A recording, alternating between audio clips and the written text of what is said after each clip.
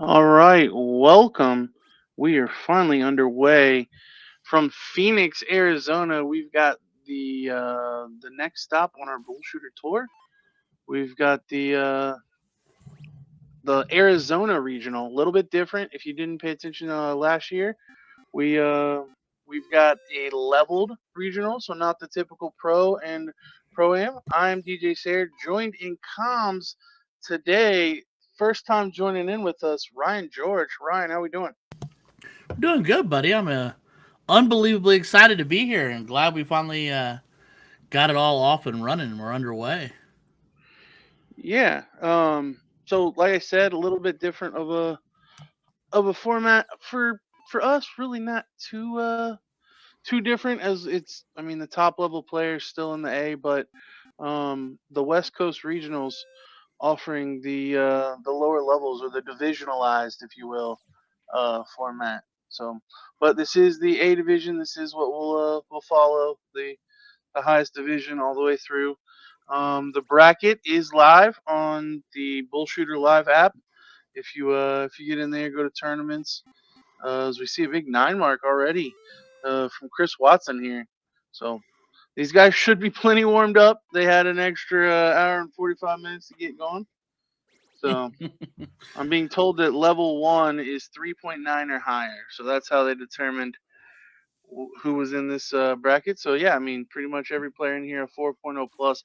And I got to admit, looking through the bracket, we it's not the biggest bracket, just under 32, but it's a pretty stacked field.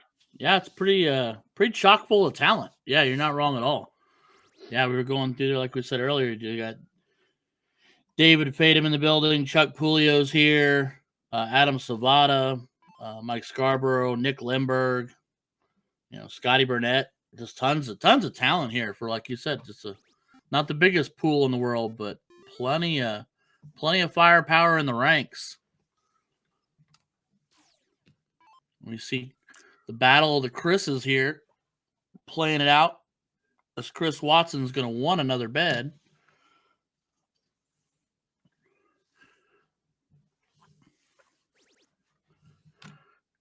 So tell me, DJ. So my first time on the show here, my first time getting to hang out with you officially, even though we're not anywhere near the same room together. So bullshooters. I mean, from the minute I started throwing darts, you hear about bullshooters all over, and I know that you're a guy who's played and been around more than his fair share. So they it's crazy to see the growth, and now you're doing regional qualifiers and things like that. So I mean, do they live up to the hype? I'm assuming, right? Tell me about them.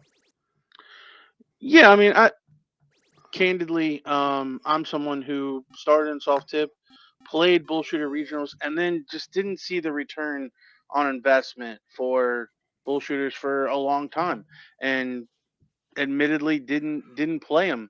And then the format kind of changed.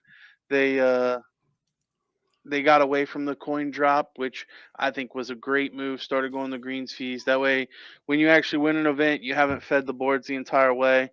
And the ROI started to be worth it.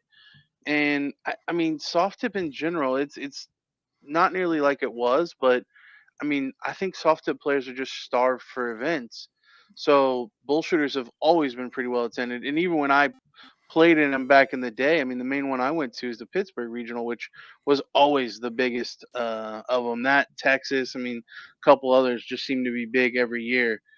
But yeah, I think if you've been playing soft tip darts in the U.S. for, I mean, heck, the last 40 years, you know about bullshooter. All right.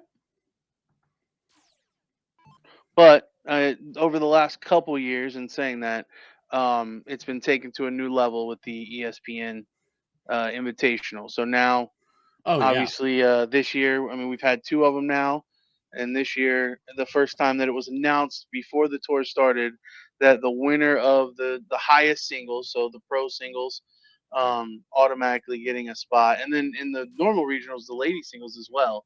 I'm not sure how this one's going to work. Honestly, I haven't actually asked about that. But the typical regionals, where there's a pro and a ladies, both winners get in, and then also the pro doubles gets in. So I'm assuming level one cricket doubles, or maybe 501 doubles on Sunday will qualify. We'll have to Okay. find out who all's getting the qualifying spots for the ESPN Invitational, but another huge carrot to play for. And I think a large reason why we're seeing a lot of the top players make the travel all the way to Arizona.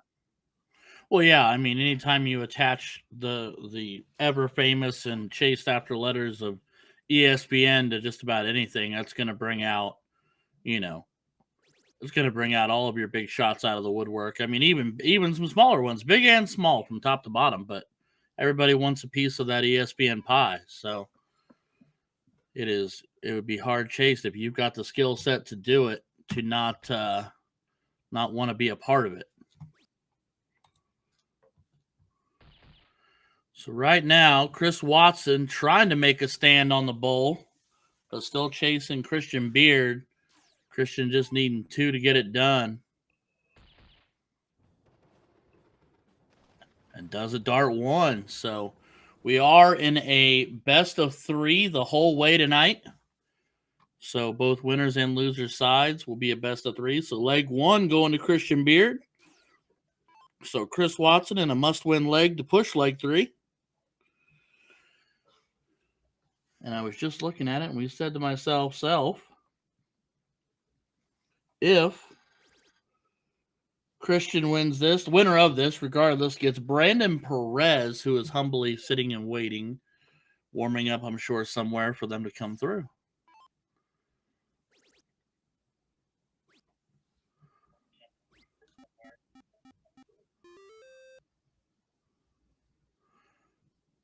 And again, off to a start of the battle, the 19s versus the 20s. It's very much how last leg started off.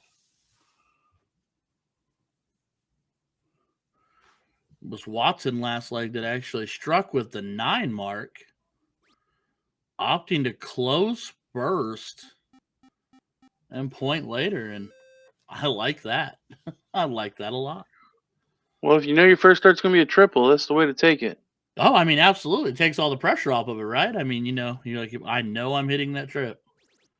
Absolutely. So now, Chris just needs to stay calm and composed and keep throwing, keep holding on to that 5.5. He'll be all right.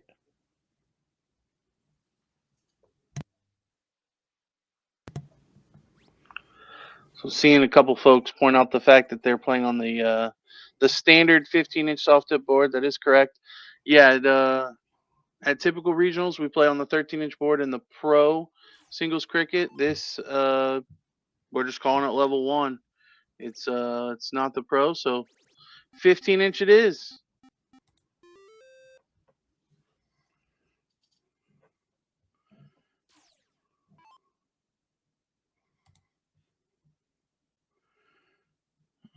Well, yeah, we know how the 13-inch conversations always go when we talk about those.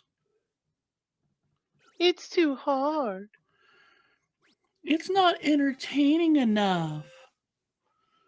I'm sorry. I would rather see someone like, I'm weird, so call me weird, I don't care. I'd love to see the amazing high-end shots struggle just a little bit for once, almost appear human on a 13-inch board. Just for a few minutes. I find that to be entertainment value for me. Yeah, I think it's hard to say. I think both offer their own positives. For me, I'd compare it to like a really hard course in golf compared to a really easy course. Like, is it cool to see somebody finish, with a 64 and 8 under par for a round? Yeah, but it's equally cool to see them have to make those, hard chips from the sand to save par and stuff like that. Oh, absolutely. No, I agree 100%. And for me, I would love to see them fight for it. I'd love, sometimes when they walk through a regular sized board and they're throwing 7s and 7.5s, I'm like, okay, we can make it a little harder now. Like, I mean, come on. I know the board doesn't light up as often, but you know, let's tune it. Let's fine tune the game a little bit. This Christian's looking for the close and connects dart 3. Yeah, just staying a little more consistent through these two legs. Yeah. Chris Watson started with the lead in both of them, but has relinquished it. So we've already got some tasty matchups as we get through round one. Looks like Nick Lindbergh and Mike Scarborough will be playing in round two. Dave Fadum and Chuck Pulio, the two local Arizona heroes, are going to battle it out. Love that. So, yeah, we might have another all Arizona top tier player matchup is JC Martinez. If he gets through it, we'll be playing Mike Carter.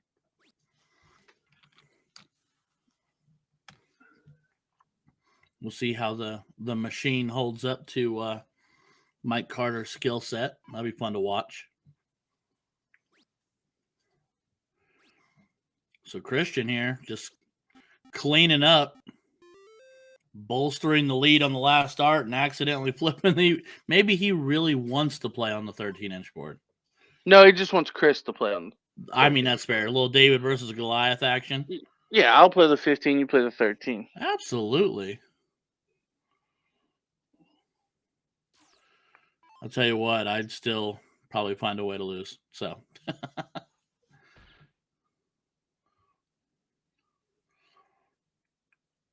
So with just over 100-point lead, opted to stay on the Bulls, even though technically he's got the 16s remaining for the moment.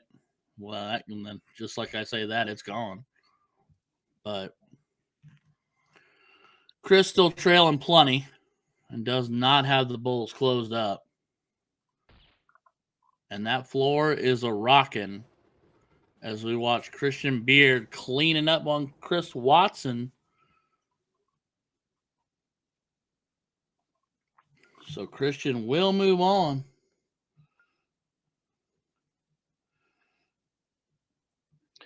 Yeah, so already the first match done and dusted. We will actually we've already got one assigned, so it looks like we're gonna get Adam Trainer and Adam Savada. We will step away for just a moment to try to get those players to the board. So don't go anywhere. More cricket action coming to you from Arizona.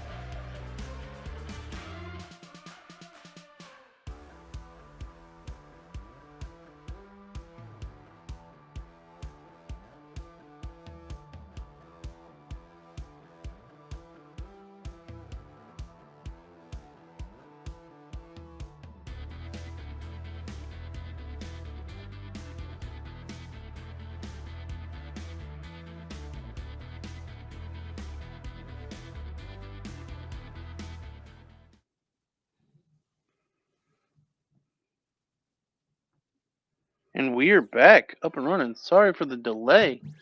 The players are already underway.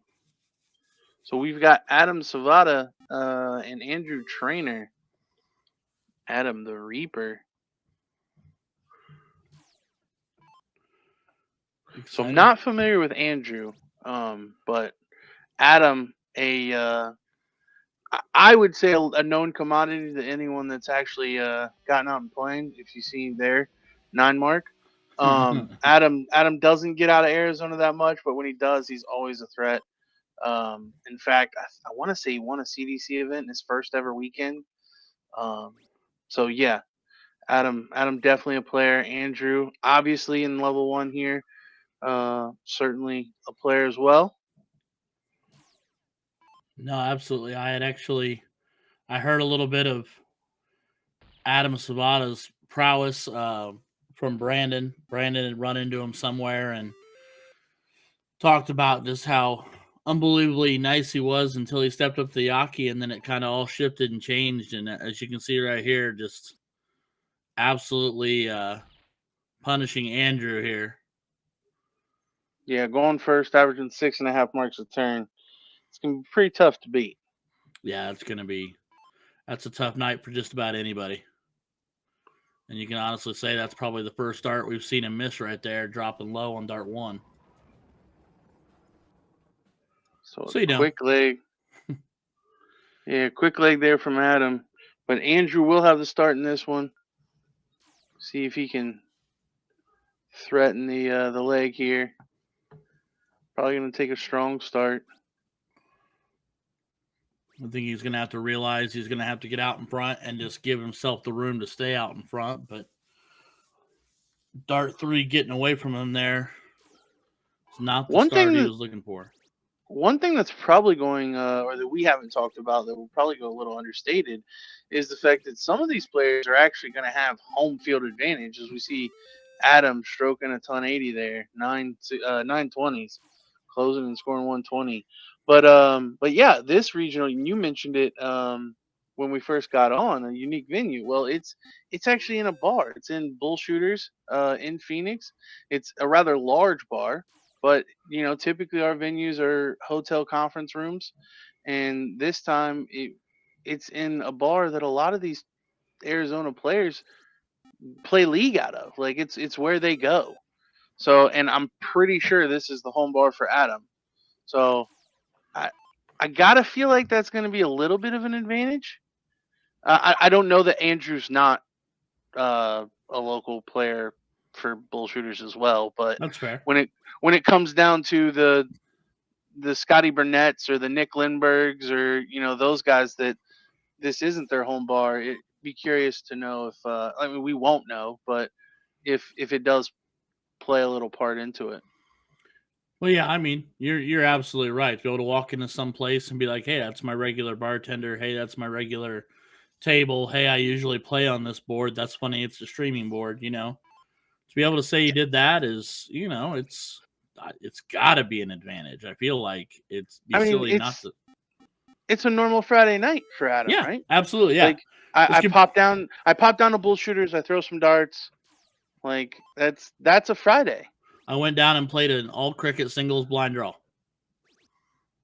It's on Friday night. Yeah, you're right. You're absolutely right. You can't. It's got to be. It's got to be a sigh of relief. Plus, no travel, no worrying about being on and off a plane or in and out of a car. So, anybody who traveled down there that may have arrived there just earlier today might be a little car lagged. Well, and one thing that is completely understated is how nice it is to sleep in your own bed. Oh, amen to that. Like I will tell you that if a tournament is within an hour and I can make the trip, I will usually drive to and from to sleep in my own bed. No, and I wouldn't. I would think no less of you for that, my friend, because I would do the exact same thing. Yeah. Very much like we said about the bar, your own bed being home field advantage is always appreciated. As Adam does, as his nickname says, and reaps Andrew Trainer and sends him to the loser side. in quick fashion, nonetheless. So we will try to get you another match just as quickly as this one got done. But yeah, in the meantime, if you're curious about the BullShooter tour or where our next stop will be, I believe this rounds out 2023. So our next one will be just after the new year in Texas. And then we've got Washington, which is also a similar format to this with the leveled play, and then Pennsylvania and Nebraska in March, the last regional before we go to our World Finals in Chicago. But if you want to check any of that out, figure out venues, dates, whatever it is, um, please jump over to bullshooter.com. You'll find the tournaments tab. You can find everything in there, including past results, archives, the pro list, if you're curious on that. But yeah, pop on over there, take a look. In the meantime, we will get you another match. Don't go anywhere. DJ Sarah, Ryan George, waiting for another dart match.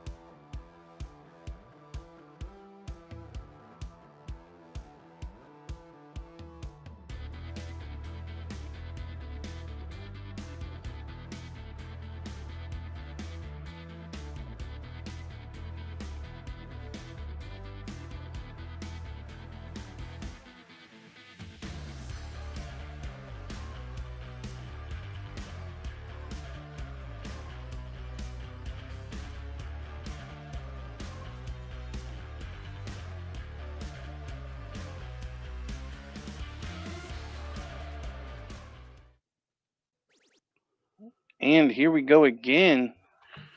We've got a loser side match. Scotty Burnett and Rob Dixon. Probably my favorite dart player named Dixon.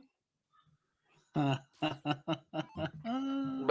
yeah, um, a true battle of the Titans from the West Coast here. Scotty Burnett finding a 7 to take the lead. So if we take a quick look at the bracket here, looks like Nick Lindberg bested Mike Scarborough 2-0 to move into the top 8 of the winner's side. That Mike Carter and JC Martinez match is underway. Ruben Herrera, who beat Scotty Burnett, and just Rick, I guess, who beat Rob Dixon, both battling it out. And then Dave Fathom into the top 8 of the winner's side with waiting on the winner of Jamie Haveman and Donnie Lassie. And then, as we saw, Adam Savada into the top 8, waiting on the winner of Brandon Perez and Christian Beard. So already moving here. Yeah, these guys are definitely not wasting any time. The darts are flying. The averages are pretty high. So things are moving right along. Yeah, early doors. This match probably the worst standard we've seen on our stream so far, which is honestly shocking. Like I would have never been able to guess that with these two Right. battling it out. Because But got a feeling that's going to change. well, yeah, ideally they're thinking to themselves, all right, we're gonna have to up the ante and up the averages. Mr. Dixon pushes it to the bowl, and Scotty is gonna have to find himself a whole lot of action here.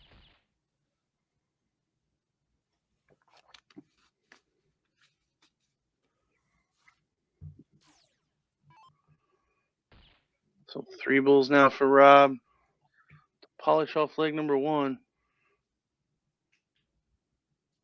Ooh, little errant on dart 3.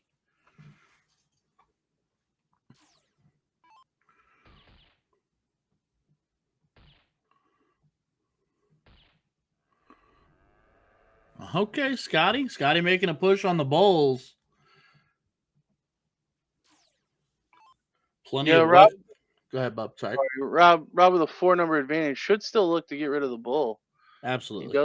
He does with the first dart, try to, but looking a little sketchy here. He's gonna window. Little bit of darting drama here. There's a blank. I think you will see Scott here at least try to eliminate one of these numbers and then increase the point lead. Exactly. Give himself a chance on his next turn if Rob is unable to take the point lead. And Rob will have to go up points now. Yeah. Now with darts in hand, if he doesn't, would be a tough pill to swallow to be up in the leg like this and then to fall in it. Just enough.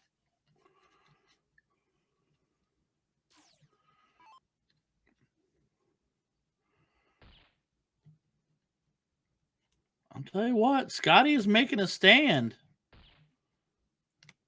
Giving it all he's got. I can guarantee you that Scotty believes that he has more than a 3.25. Well, that's a given. Yeah, I'm not doubting the man on the average. I'm just saying, a lot of times you'll see, that the change in the look in their face where they think a leg's been conceded, and he's dug in. Yeah, Scotty definitely a battler. He's gonna keep chugging along until the proverbial fat lady begins to sing her tunes. There you go. But Rob and 2 bulls.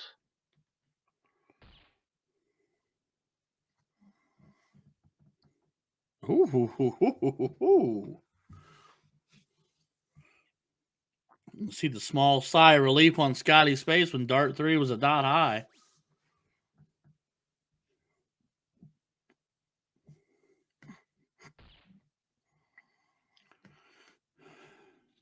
And the dance continues.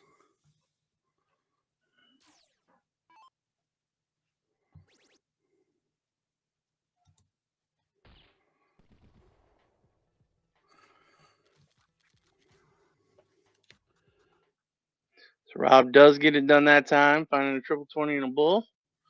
And Scotty will lead us out in leg number 2. I would say you'll probably see at least a mark a turn put onto those averages in this leg. Or maybe we're seeing why these guys are in the losers bracket. Just an off night. I mean, we all have them, right? Everybody has them. Absolutely. We all bleed, that's for sure. Just about how well you can control it and bounce back from it.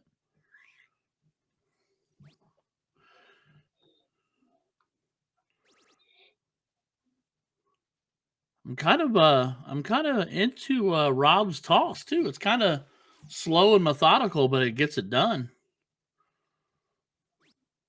Motion's very, very easy and nonchalant versus Scotty, who looks like he puts a lot on that dart. Oh, Scotty fires them, but I'll be honest, it's one of the smoothest strokes. Yeah. When it's running. Yeah, I mean there's not a whole lot that can go wrong with Scotty's stroke. There's zero body movement, and then it's very little drawback and straightforward. Yeah. Definitely looks like pepper. Oh, you're not wrong. That elbow stays put, but he's definitely peppering that bad boy. Yeah, for my money, Scotty's got one of the best strokes in all of North America.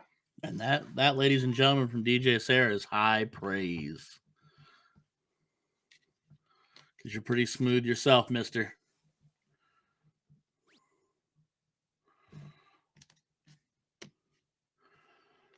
As Rob with a bit of a miss there. Giving Scotty a chance here.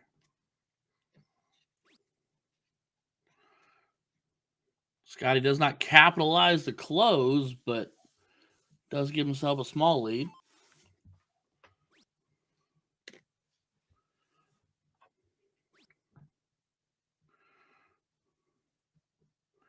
I just want to see Rob turn that frown upside down.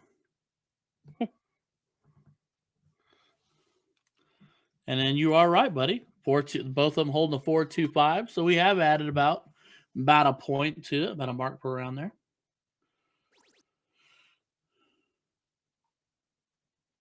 Ooh.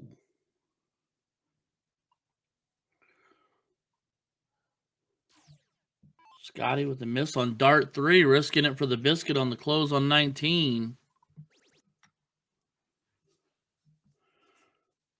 See if Rob can pounce on it.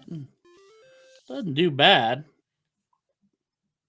Does take the point lead back. All right, DJ. So you walk into an event like this.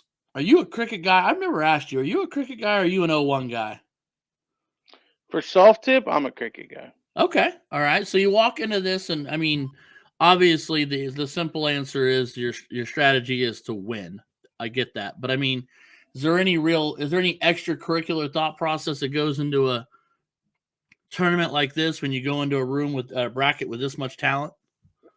No, I wouldn't say that the mentality changes from event to event. I mean, I feel like you mean strategy wise? Sure. I mean, I mean, obviously I know cricket the most points wins, but I mean, mindset, mentality. I don't know. I'm just trying to get inside the brain of someone who's played on a level like this where I have definitely not. I For me, I try to treat every event the same. I mean, this event or the PDC stage or a local, it's all going to be DJ trying to play the same way. I'm going to try to fire in the correct shot, but as many triples as possible. All right. I don't think that the mindset really changes. That I think the preparation changes. I think for the bigger the event, the more time spent preparing, practicing leading up to. But as far as the event itself, no, I don't think there's For the top level players, I don't think there's a different mindset. I think we all develop our routines, and those might be a little more, I guess, carried out for the bigger the event, just so that we know that we're comfortable. So, I mean, we are creatures of habit. So don't want to get out of routine. I know for me, typically, it's before a big event, I want to get there a little early, get some warm up, smoke a stogie, grab a couple drinks, get back on the board, and then play. Okay. All right. I just know for me, like when I go into an event, like I'm obviously, considerably more casual. I do want to be competitive, but I always find myself I'm ridiculously laid back in general. So for me, it's always, a little easier going, I guess is what I'm saying. But I know a lot of these guys are insanely talented, hyper competitive, and I know that when you want to perform at this level, that sometimes you got to find that next gear, that extra step. Yeah, I think the biggest thing you said there is the hyper competitive. I think that top level players typically get to the top level because they are so competitive and they hate to lose. I know for me that was a driving factor. I say it all the time. I don't like doing anything I'm bad at, except for maybe golf. But um, yeah, if I can't be good at it, I probably won't do it. I mean, that's fair. That's absolutely fair. As Mr. Dixon here, probably going to look at that 18 now. Wouldn't see why not, but he is just underneath it. So, if Scotty can get into some trips, he might have a chance here. Oh, that's a mistake. Only needed two singles, but does manage to find another triple 18. So then the question is that enough, or does Dixon answer up? And one thing, both these players playing at least a full mark below their typical standard. Um, but for them, I think that could snap out of it at any point too. So they're going to keep battling, trying to get through this one, and hope that it clicks moving forward. Yeah, like you said, if you're there for the show, you've got a long weekend ahead of you, so you can't. I know obviously you want to be successful from the get go, but you can't let night one ruin your whole weekend. Especially if you did. I mean, if we did. I don't know if we figured out when the qualifier part. I think you said that might be Sunday, but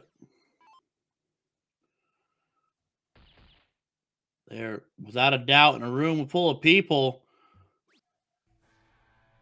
As Scotty B finds the double and pulls off the leg. So we will see our first third leg decider of the night.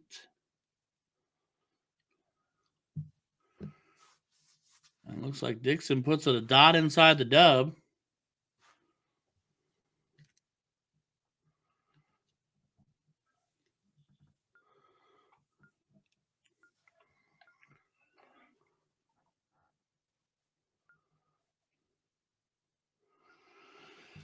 So Rob Dixon will get the start and have the darts on the throw here in the last leg decider.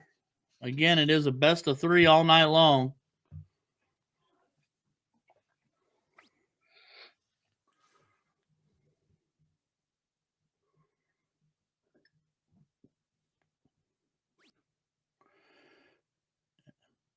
Probably not the start he was looking for, with a very motivated Scotty Burnett right behind him.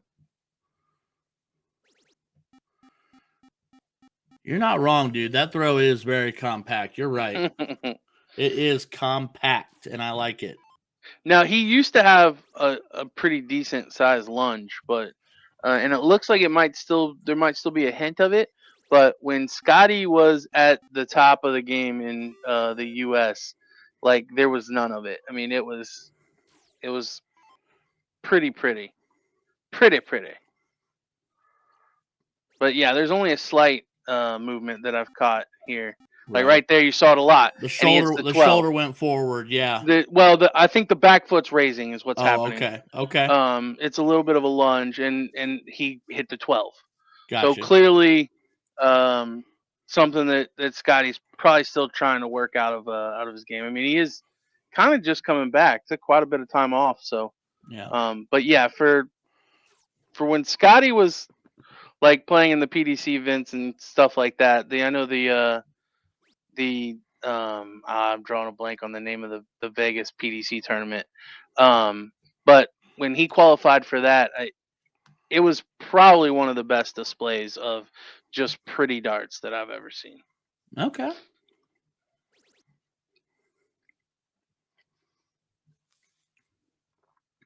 And Rob here, back-to-back rounds of a little bit of a struggle here. He threw a 9 mark on the 19s, and Scotty bounced right back from it, and I think that put him off a little bit. And Scotty just continues to close efficiently and maintain just enough of a lead.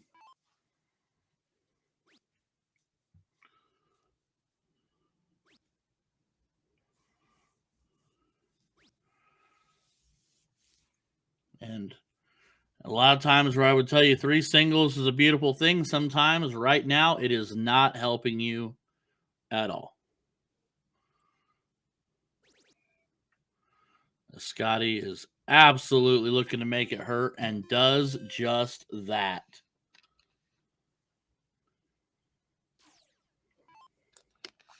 There is lifeblood in the Northern Californian yet.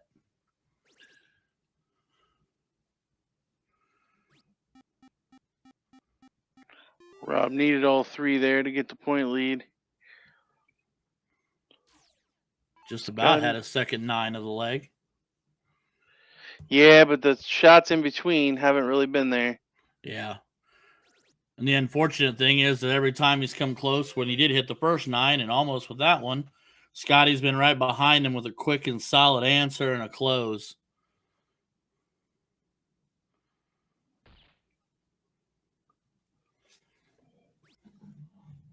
Wondered if he was going to try to dip on that, but I think I'd have stayed bull personally, but that's just me.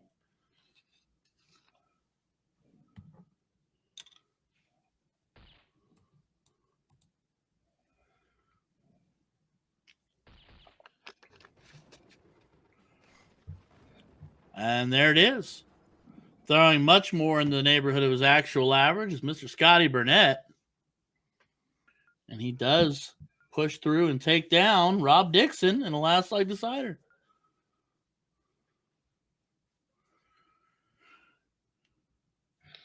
All right, so we will step away and get you another match. Don't go anywhere. More darting action to come from Phoenix, Arizona, BullShooter's Tavern.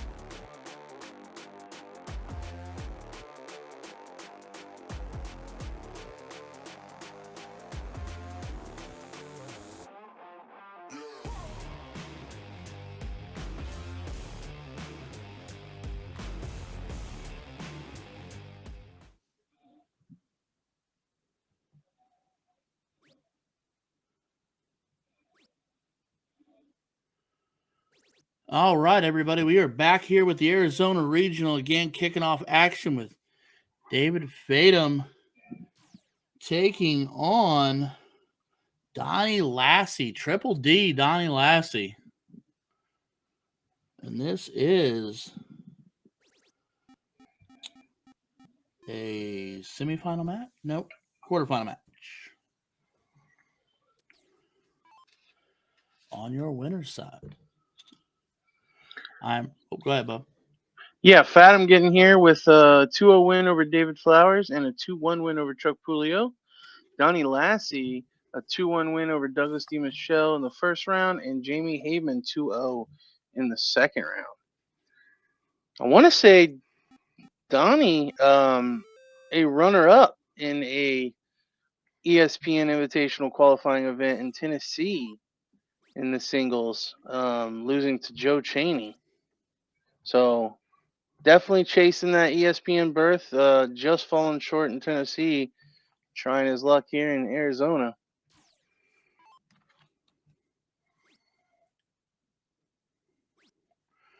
Right now, hanging tight with David. We'll see if he wondered if he was going to go last start up or stay there and try to find a few more points, and he does try the 20s, but only grabs one.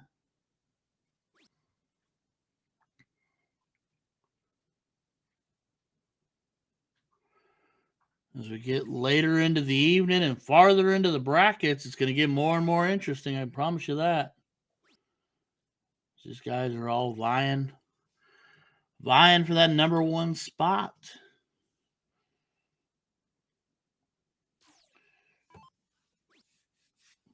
But meanwhile, on a few other boards, we've got Scotty Burnett, Andrew Trainer, Moody Allison, Christian Beard. Should be getting started here in a minute. Jeff Maduna and Jamie Haveman. Jason Gosnell Jr. taking on JC Martinez. And then Chris Watson is awaiting the winner of Al Asanabaj and Rick. I do believe we discovered that was Rick Sherbring. I remember that was saying that correctly. Saw a shot there from Dave. Closing the 20s and scoring 94. Or, excuse me, scoring 94 and closing the 17s.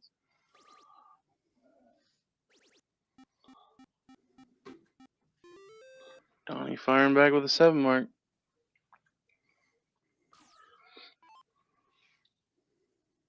So the winner of this one will take on the winner of Adam Savada and Brandon Perez. Adam up 1-0 in that one.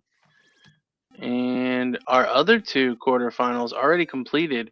Ruben Herrera beat Nick Lindbergh 2-0, and Mike Carter beat James Hopkins 2-1.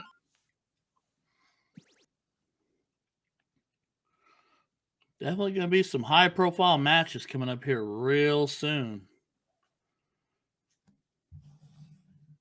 Donnie trying to go for the double 20 to shut it down with the score tied and 3 numbers to close. I'm not sure the real value in that double 20. But Fathom going to make him pay, finding a bull and closing the 15s. Plus floating a 17 going at the bull.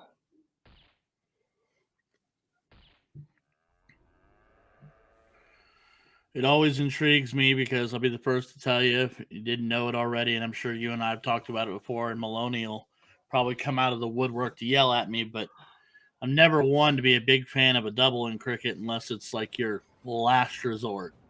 So, especially in that scenario, though, as we see Fathom get leg one with a casual 4.73 stroll through the park.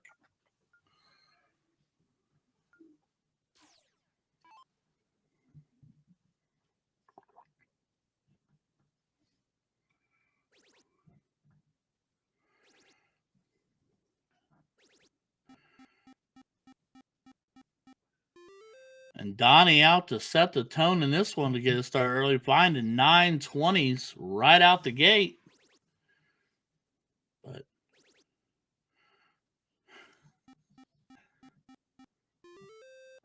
David almost answers up right back to him. Gets 6 out of the 9. Going errant on dart 3.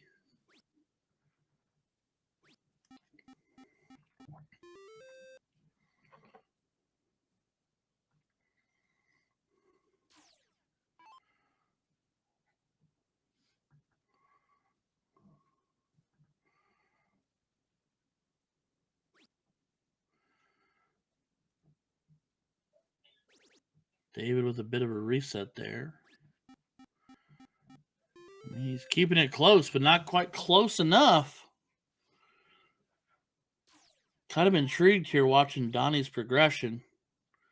Point now opting for the second bed, but then changes his mind, goes down and shuts down the 19. Where will Donnie go? Nobody knows. It's kind of a where's Waldo thought process.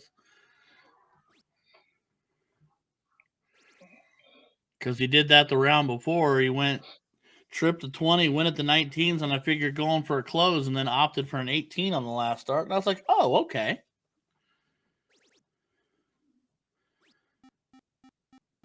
All right, Donnie's kind of an enigma, and I like it.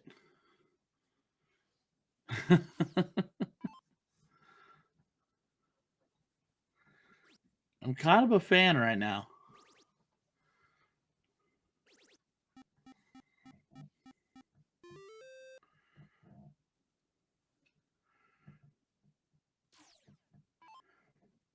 Adam doing everything he can right now just to try to keep himself in the hunt here. But right now, Donnie Lassie's just kind of on a mission.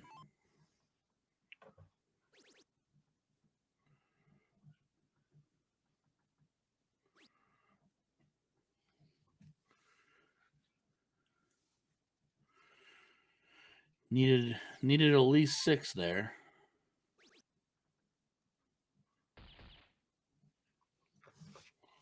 Wow. Man possessed in this leg for sure. Holding that 6.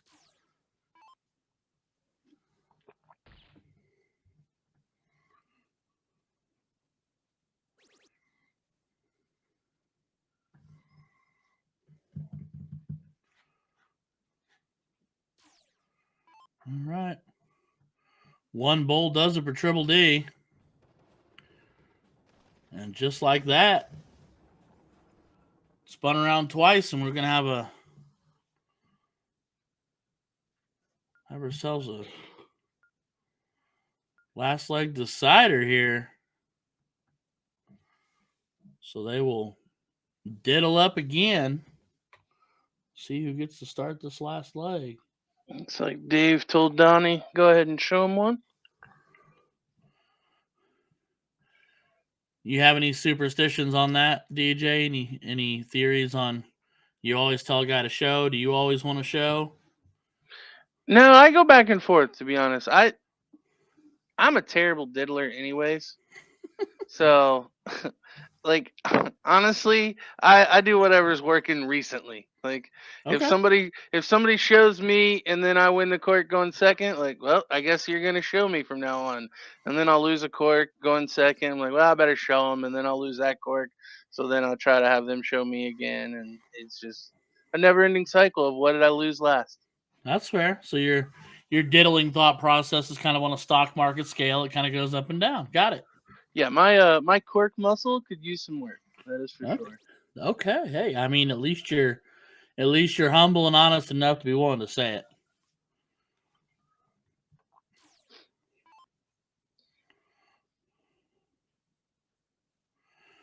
So Donnie does get the diddle. Yeah, and after such a good leg the last time, struggling early on in this one. I always kind of wonder to myself, where does adrenaline take over and where is it pure skill set? You know what I mean? Does that, when your heart starts beating a little faster, blood pressure goes up a little bit. When that starts to subside, do you hold on to that edge, or how do you keep yourself there? You figure it out. You let me know, my man. Hey, I claim to have no answers, friend. I am exceptional at being exceptionally mediocre. So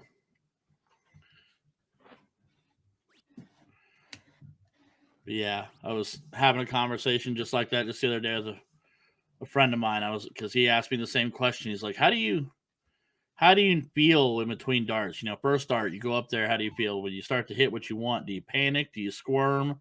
How do you hold tight? And I'm like, you know what, buddy? I think that's the $1,000,000 question.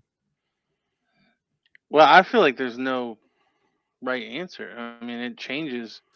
It's so situational to a match. Well, that, and I think it's even to a person. Like some people thrive on emotion. They're the raw emotion players, and then some people are stone cold, silent, stoic players who you never hear much of a sound out of, and things like that. And I think in that situation, it changes too.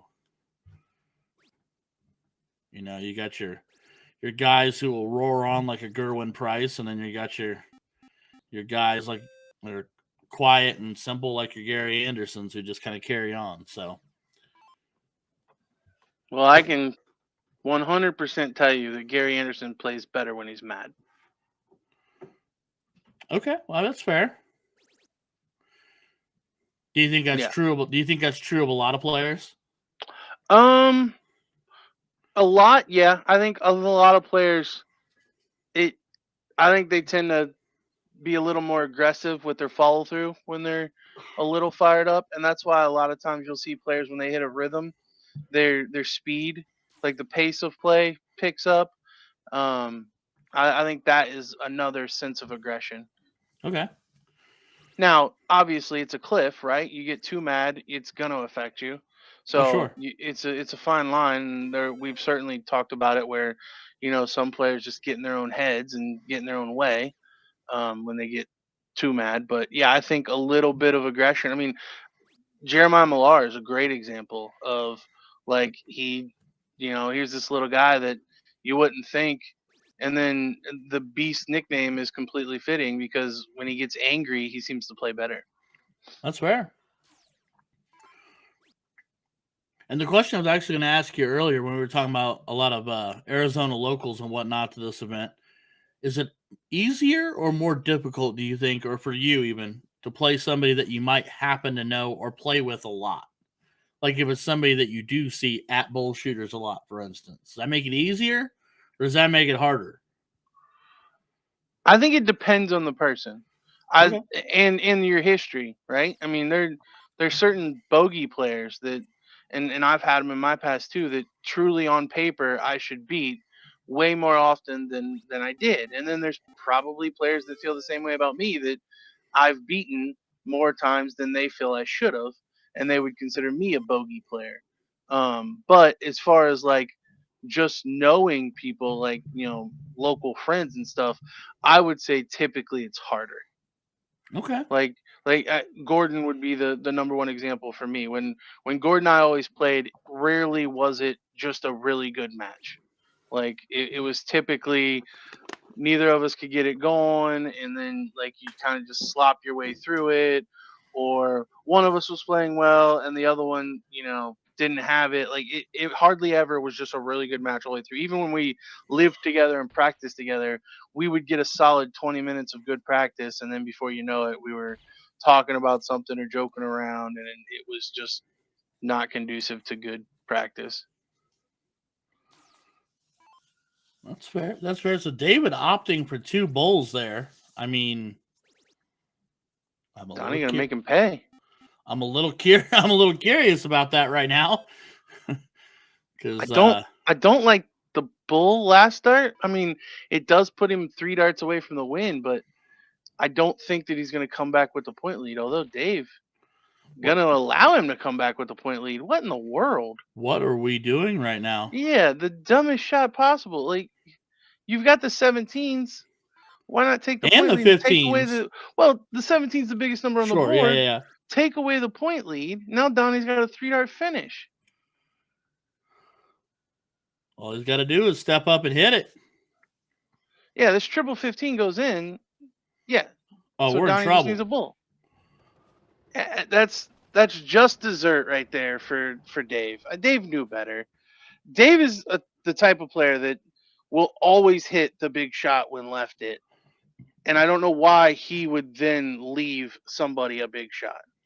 But either way, Donnie getting it done into the semifinals. So Dave will have to battle on the loser side. We are going to get our first semifinal match, Mike Carter and Ruben Herrera. So we've got that one coming up very shortly. Don't go anywhere. More darts to come.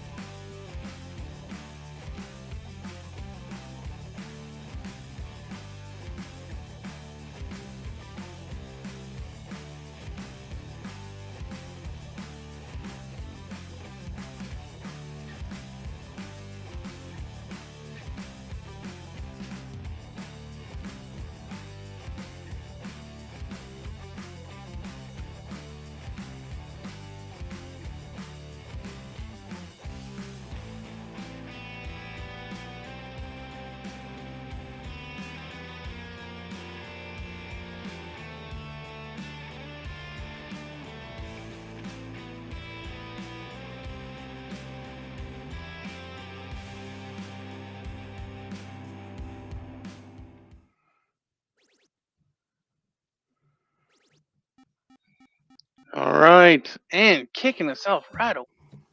Got Mike Carter and Ruben Herrera.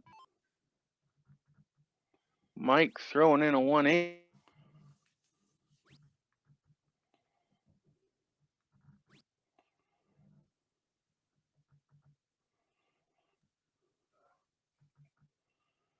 Let's try this again.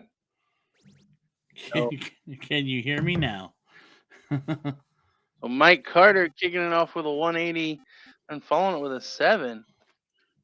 This is a semifinal of the winner's side to go to the King Seat match. Ruben's road to here went Scotty Burnett in the first round, Rick in the second round, and Nick Lindberg in the third round. And it doesn't look like he's dropped a leg in route. Whereas Mike Carter went Marco Silvas, JC Martinez, and James Hopkins, only dropping one leg to James. So these two guys, it could be argued the two most informed players right now, and I think the averages might be reflecting that. We got a 6 taking on a 7. Yeah, they're definitely throwing clean darts right now. With Mike holding the edge right now, and Ruben trying to switch it up a little bit there and try to make a difference. But Mike owns the biggest bet, and he owns 2 at that. So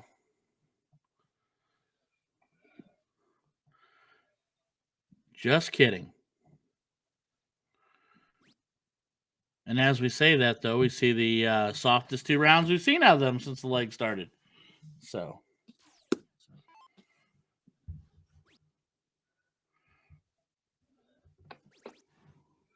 Well, they can't all be perfect. well, Gosh, no.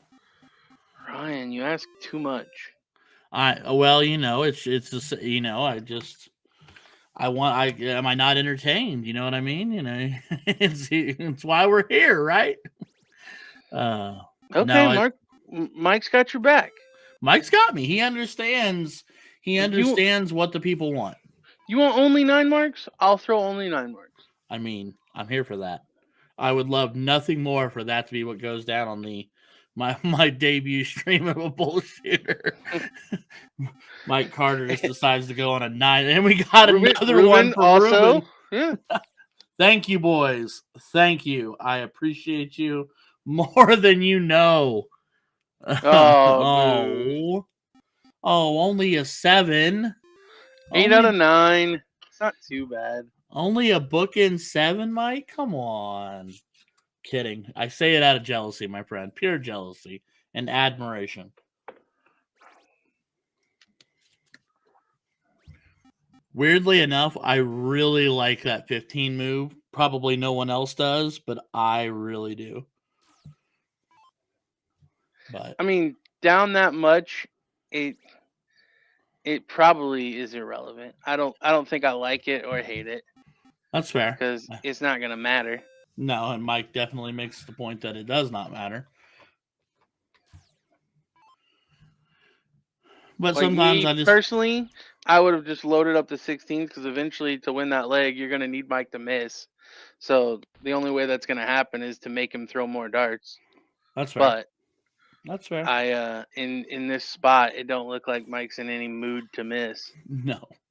Mike doesn't look like he's in any mood to throw less than an easy 6 even or better here. So,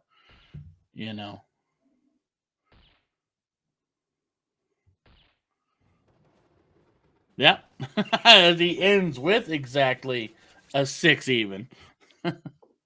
So, yeah, Mike Carter, Ruben threw a really solid leg too, but Mike Carter out to make a point here as he does not want to. Actually, didn't we say that's Ruben's first leg he's given up? Yes. That's Ruben's first leg of the night dropped. Unless Scotty Burnett took one off of him in the first round, because I think that they played that match off of the preloaded board. Like I think they just queued up cricket, because it shows Scotty as a AF, like an automatic forfeit. Gotcha. Which typically means they didn't play it within the system, the league leader system. Gotcha. Well, then that's possible. But I'm gonna say that Ruben was clean until then. I think Ruben has won every leg he's played until Mike Carter. And I mean, if there's anybody that's gonna try to ruin your day, it's definitely Mike Carter. He is. Is he a day ruiner? I mean, right now he's working on it. I mean, we talked about who he's gone through here. I mean, he's This worked says his way here. this says a lot about you, Ryan. I had no clue that you are a glass half empty kind of guy. So Uh, I, you look at a 7.0 from Mike Carter and you're like, he likes ruining other people's days. That's glass half empty. The glass half full would have been Mike Carter's throwing 7.0s. He wants to get into the ESPN event. Oh well, no, I mean I absolutely have no doubt that he wants to get into the ESPN event. But sometimes there are those athletes out there in any sport you look at that take that small, sickly little bit of pleasure at sending someone either to the losers bracket. Tell me you've never been in a tournament and been like, haha, I sent them home. Tell me you've never done it, DJ. I mean, I like sending everyone home. There you go, buddy. It's the That same means I here. win. Yeah. And you ruin their day. I mean, they ruined their day when they signed up. I mean, that's fair. That's also, you know what? Fair. I won't argue that one bit. But no, I have no doubt that Mike Carter has aspirations that spell out the letters ESPN in his mind, and he is more than capable, I think, of throwing at the level that could help him qualify for a spot to get there. No doubt. But I don't know if I'd want to be the person standing in between him and the ESPN thought process. So I certainly know I wouldn't want it to be me directly because it's already over with if it's me. But I can tell you what's ruining my day. What's that? Connection problems we're getting. That's fair. Where I have to keep refreshing. I apologize. You're all right, buddy. Luckily enough, I am relatively talented at rambling on to the point where I might be able to fill in the gaps. As Ruben fires back with a 5-8 and takes it to a decider. And look at that beautiful diddle angle there. Love that. The ever talented Nick Teixeira in the backdrop making memories of darts here. Holy cow, Ruben takes it. Yeah, we haven't talked about it. Nick has been in comms with us recently, and this weekend electing to just work the camera setup and pull in the old lefty. Give me Ryan out of the bullpen. I mean, from a personal perspective, I am both honored and ecstatic to get that phone call. So Nick wanting to be in Arizona and work some production is fantastic. And I'm super excited that I got the call tonight. So we get to see Ruben on a mission. Yeah, I'll be honest. These are definitely the two most important players that we've seen. Yeah. I think we're already seeing a little bit of a precursor for the final. I'm not even going to try to think outside the box and disagree with you. I can't. Other than because I think like we said, we were shocked to see Adam Savada lose. So I mean, because he threw so incredibly well that first match that we watched. Yeah, and we haven't seen Brandon Perez, who beat Adam Savada. That's so true. I am curious to see him against Donnie Lassie, because if Adam threw the way that he did against Andrew Trainer on our stream and Brandon still won 2-1, then we may be in for a treat with Brandon. No, absolutely. And a stutter step of frustration from Mike there as darts flight and roll over top. And he does not grab the 17s. Yeah, only a 1 mark following his 9. But Ruben going to open the door a little bit here. Only putting in 4. That's a win if you're Mike. Yeah. That could have been so much worse. But does need to get going here pretty quickly. 6 not going to be enough, really. But he's only going to hit 4. Definitely not enough. So, couple triples coming up from Ruben. Surely. And this leg will be close to finished. I mean, a white horse to push it to the bull would be exactly what the people are asking for right now. That's not going to happen.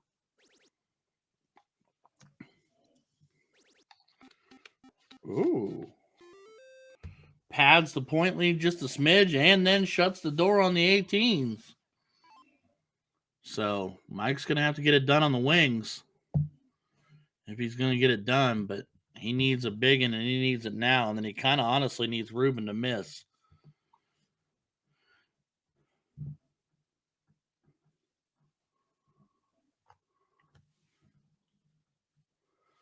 All right.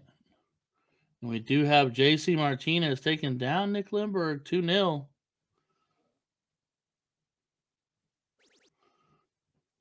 Things will continue to get interesting here. A little bit of a crossing sword situation. It kind of looks like there. It's going to make that tough. Yeah, I mean, a triple 16 doesn't get the point lead anyways. And with that TP on there, you may just select to go to the 15s here. Yeah. Yeah. Good shot there from Mike. Nice. Finding a 9. I mean, keeping it entertaining. That at least makes Ruben think. Sure. Because now he needs 2 triples to shut it down. And he could pull the ripcord quicker, but no, he finds the triple 16. But Mike worked his way into having the 15s here. A couple of triples to get the lead. So you can at least give himself a point lead. He's just got to fight uphill against the 17 and the 20. And right now, Yeah, I think best case scenario, you put in 9 15s and hope that you can eventually just slow Ruben down. Yeah, keep pounding the 15s until Ruben gives you a window. I mean, you're giving up a lot. I mean, 15 darts a triple is tough. Well, and now he's surely going to lose the 15. Yeah, because, I mean, you can't really hurt Ruben here. 3, even if it takes all 3 to do it. Which it doesn't even do that, so. I'm assuming last start was a 17.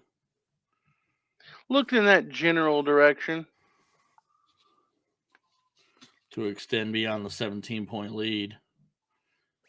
I was going to say, is he going to look up to look down? Yeah, I think he should have started with that, but does get it done. Make Ruben have to hit the hat trick, or you come back for 4. Yeah.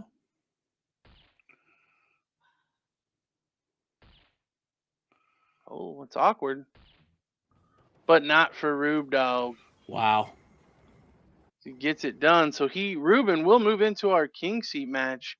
And we are going to get Donnie Lassie and Brandon Perez to figure out who's going to take on Ruben. So don't go anywhere. More cricket coming up from Phoenix, Arizona.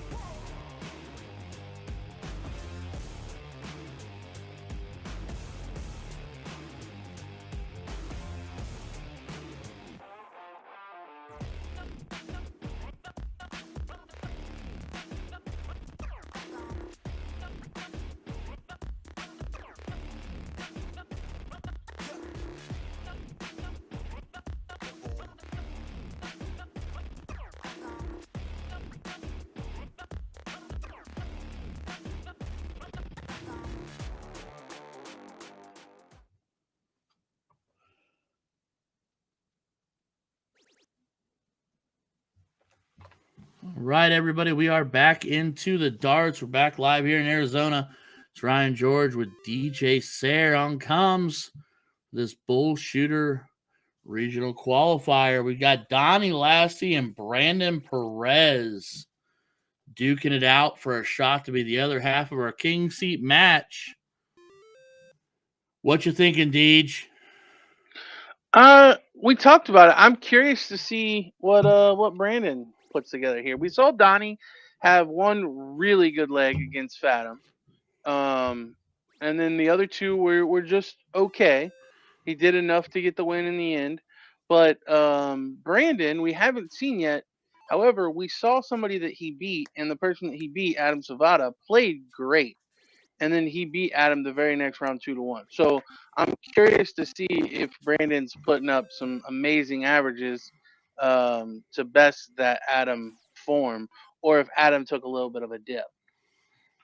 Yeah, I think it's fair. And I mean, so far, seems to be holding up to the hype pretty well.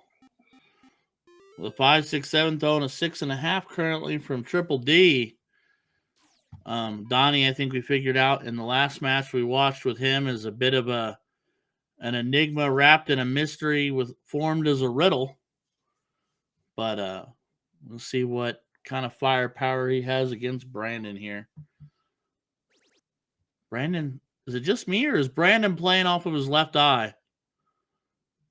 Oh yeah. Yeah. Okay. Yep. I mean, First time I saw Brandon was last year. It was one of these leveled BullShooter regionals. I can't remember which one. But yeah, a great player. But definitely a bit of left eye dominance there. all right. I'm here for it.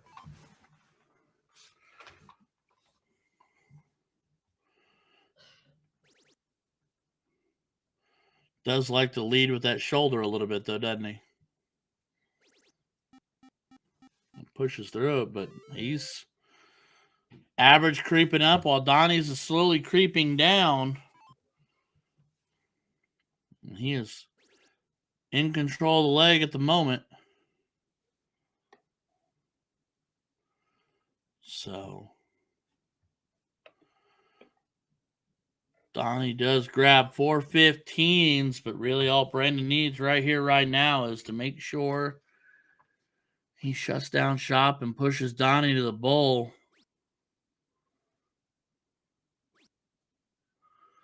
And 3, it takes all 3, but it's done.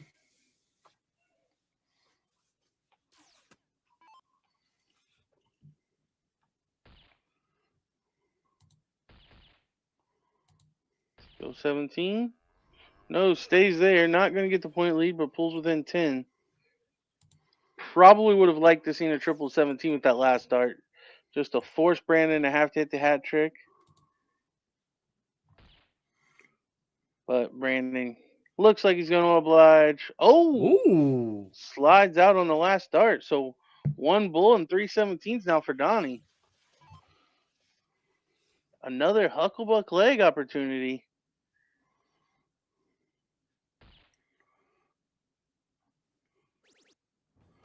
I'm going to tell you what. Just Donnie keeps stealing them. Donnie has been touched by an angel. He's got a guardian angel sitting on his shoulder. There is something with Donnie here because this boy just keeps finding him. Yeah, I think he's putting himself in pretty good spots here. Now the Fathom one, I agree should have never been left it, but there I think he created an opportunity. And Brandon unfortunately went 1 hole out, and Donnie was there to take advantage. That's fair. Yeah, the Fathom never should have happened. But neither here nor there. Nothing we can do about that now. As Brandon did take the opportunity to find 920s.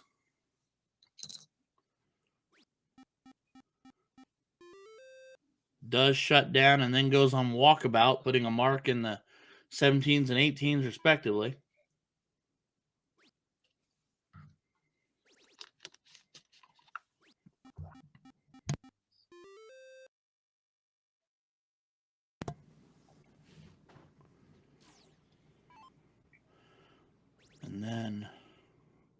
Working backwards is Brandon, and I kind of like this a whole lot. Just a little errant on dart 3.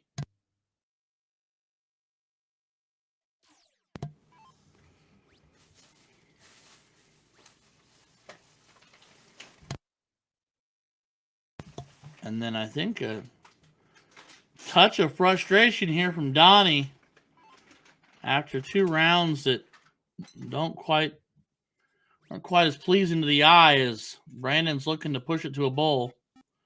He has 1 mark off of that, and it looks like we are on connection issues again. Hopefully it quickly resolves itself. Donnie is a little high into the 10 there. Not a happy camper.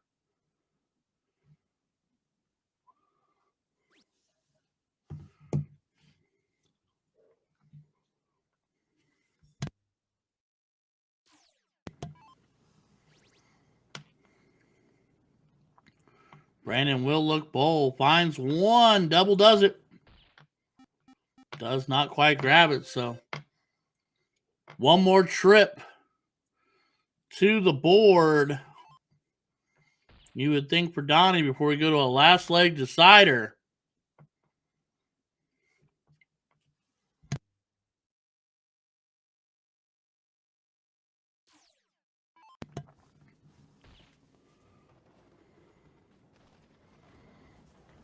And Brandon wins leg number 2 with a convincing 5-6-3. So we will push to a last leg decider. They will diddle up for the action here to see who gets the darts to go first. Will it be Triple D Donnie? Or the tall and steadfast Mr. Brandon Perez? Looks like Donnie is a dot or 2 inside the bowl. And Brandon is a dot or 2 outside. So Donnie creates another small opening for himself, and he gets to go first in the 3rd leg.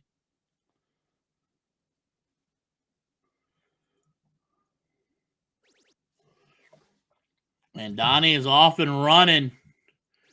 He's thinking about galloping around the board. He opens with the white horse. You don't see that open very much. No. Most players electing to stay on the points. Yeah. Donnie trying to get it done quickly.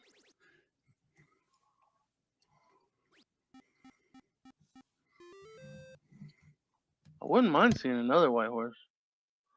17, I mean, that 16, would be 15. pretty cool.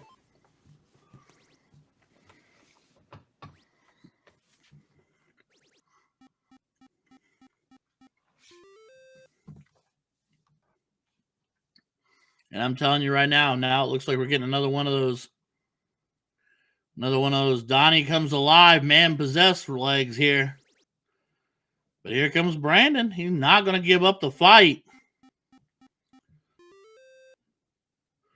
Just a casual 6 throwing a casual 8.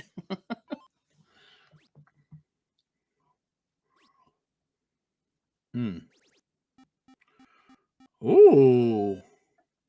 Big switch on dart 3 to take out the 15s. And kind of box Brandon into a little bit of a corner. Come on, kid. Oh, man. Oh, white horse of his very own was merely a dot away.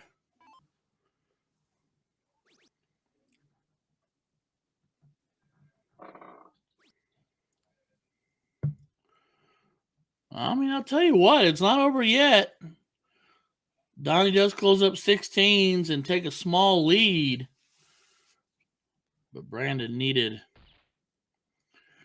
all the bowls he could find here in this trip to the board. Does find 3. But, man, whiz banger of a leg from Triple D coming alive. 2 more. Set the house and be done, and it's in a whiz bang of a last leg decider. Triple D gets it done over Brandon Perez. So your king seat match is set. Ruben Herrera and Donnie Lassie And I'm going to be really honest with you, and I mean nothing intentional about this. It's not the two names I would have picked.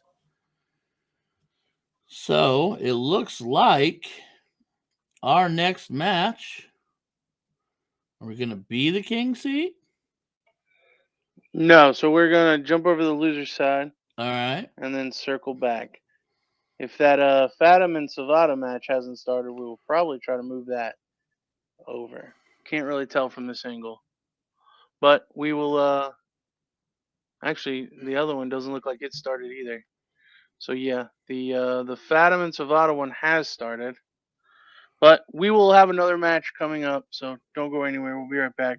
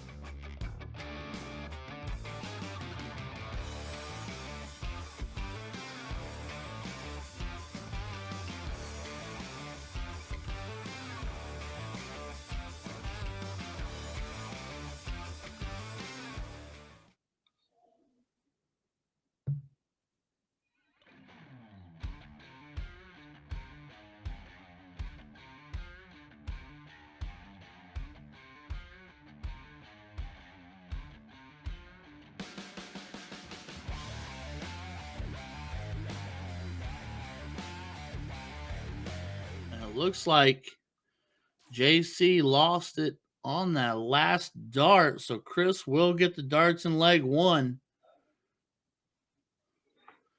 In this loser side, race to two, best of three. Apologies on that. So JC playing with one tinted / blacked out lens on his glasses. He recently had his eyes worked on, had an eye worked on. And Chris Watson been making his way through the losers bracket after a round one loss. What are you thinking, DJ? Yeah, I mean, we saw Chris lose to Christian Beard early on in the day, but he played pretty solid. And then JC, I'm just curious to see how the depth perception is affected. But it does look like, because you told me eye patch. I don't think it's an eye patch. I think it's just a tinted lens, which means he can still see out of it. That's fair. You might be right about that. Because if it were eye patch, the depth perception has to be off. You can't go from two eyes to one eye and not have some issues. That's fair. That's fair. But detached retina also probably not easy to throw with. No, not at all. And it can't be something that's comfortable and or fun as we get back to back 9s from Chris Watson.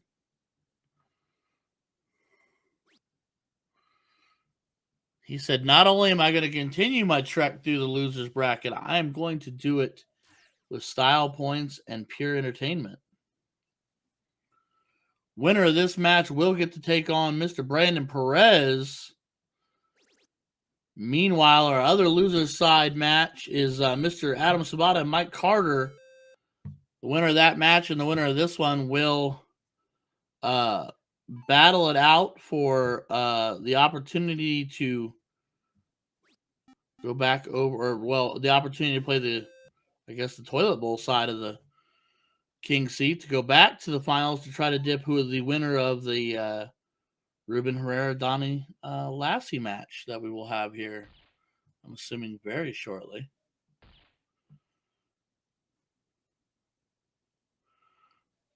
Did you just call the third place match the toilet bowl? I kind of did. That's what I heard. That's kind of guess where I went with it. Yeah. I was like, it's not really a winner's seat to be on the loser's side, so it's kind of the toilet bowl match to try to kick and paddle your way back to the winner's side to try to double dip for the chip. So, yeah, I don't know how I feel about that because you still podium, but at the same time, I hate finishing second. So Chris Watson, a commanding 6-0, leg one over JC Martinez. JC will kick off leg two. Must win. It is a best of three all the way through. So it's win the leg to push it to a decider or go home for the night, because I'm sure he'll be back tomorrow.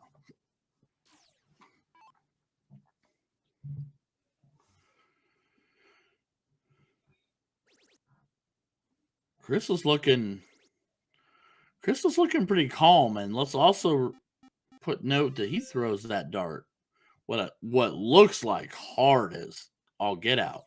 I think that's just a delay in our camera. Okay. Yeah, I don't think he's whipping them that fast. It looks I'm like, all right, dude's up here throwing 40-mile-an-hour darts. Like, if somebody got in the way, they could, I mean, we're talking game over. Because it just looks like it's getting there in a hurry. Like, I think he throws decently hard, but it's nowhere near what the camera's making it be. Okay, I'll take that. At least I'm not losing my mind slowly here, bud. Because I'm sitting there telling myself, I'm like, that darts, he lets go and it's already there. JC looking to create a little there on the 18 to try to give him somewhere to go. But he doesn't connect, so it's kind of all for naught.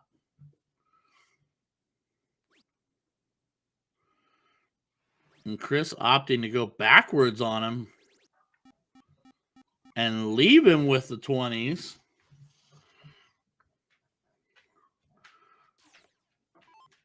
Which I guess technically is okay, considering he's safe from not even getting the point lead with that trip. So, still interesting.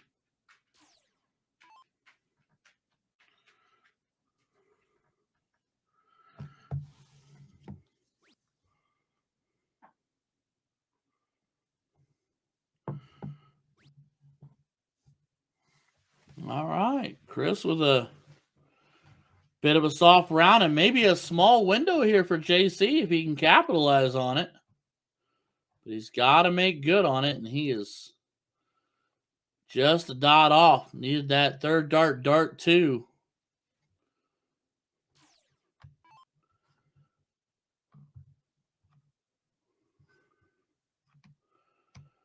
So what are you thinking, DJ? At this point in the night, is fatigue starting to factor in? Are these guys, this just another night at the office for them? What do you think? I mean, Chris looks fired up. JC looks a little, like moving just a little bit slower. He's not showing it now. And finds himself a 7, so I guess he heard me and told me, you know what, Ryan? Shush. Shush your mouth. And I will for a moment, but not for long. All right, Chris trailing about 118 points. I would close no matter what, and he does just that. He has the 3-wedge advantage, even if he is down 4 points. Going to force JT to live in a bed. Opting down to take one of the wedges away from him. Okay, I'm here for it. Chris, 18s and 17s to work with.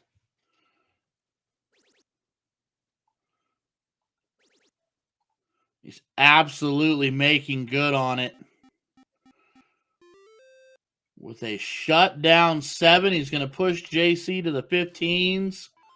And if JC wants to make a run here, he is going to have to find, I mean, he needed all 9 to be real honest, and only finds 4. So, Chris Watson closes the 15 and 3 bowls, and he will move on.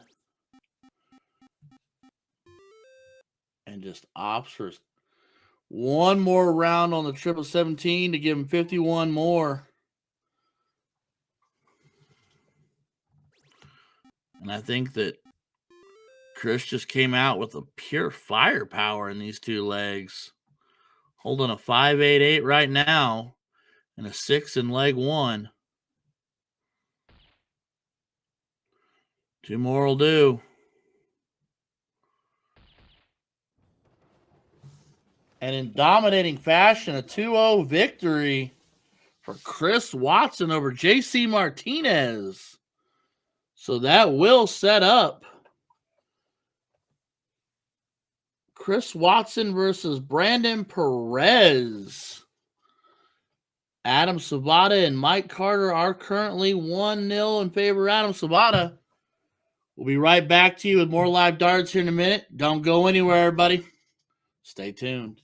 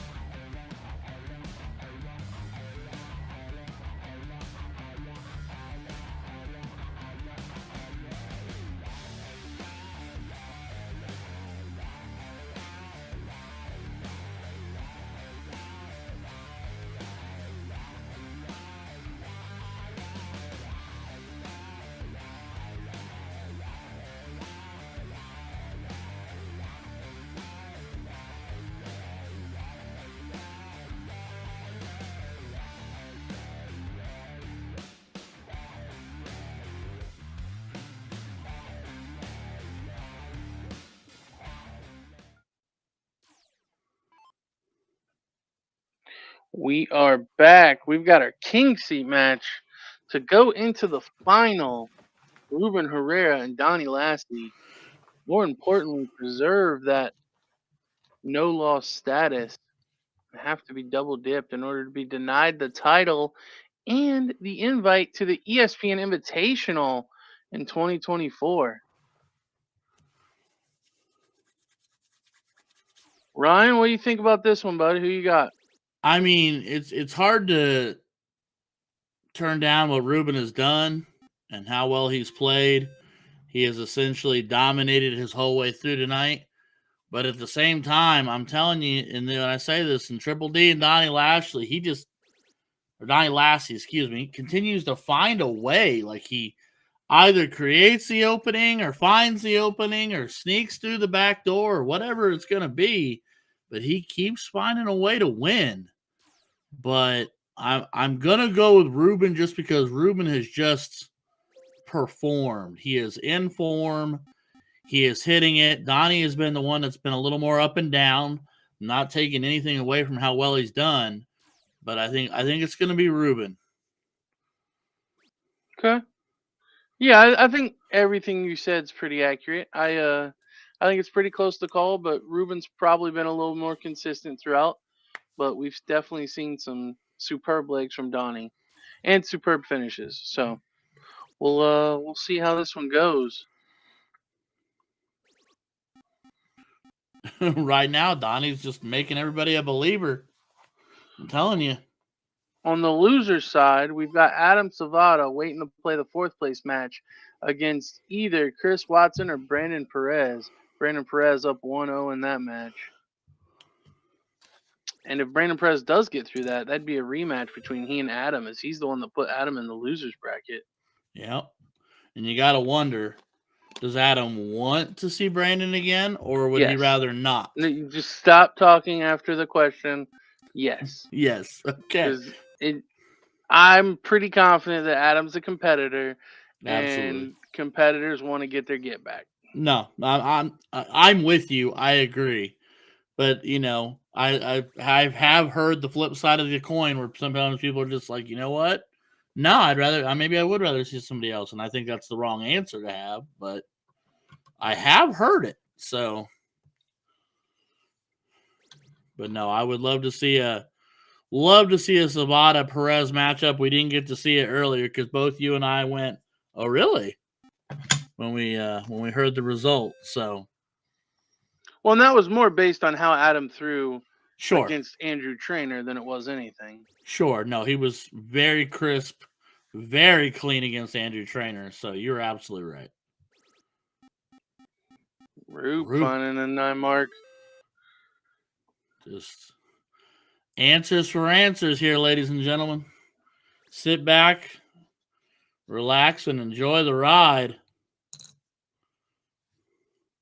Looked 15s on that last start. I'm kind of intrigued by that. I don't hate it. But missing entirely doesn't really do you any good either. Especially when you're not even up a trip. Especially when he can do this. Holy cow. Well, well, well.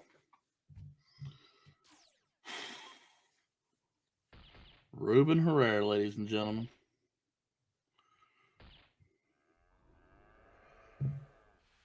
Donnie keeps on keeping on. Double, single, single. Oh, he's double checking him. All right, fair enough. All right.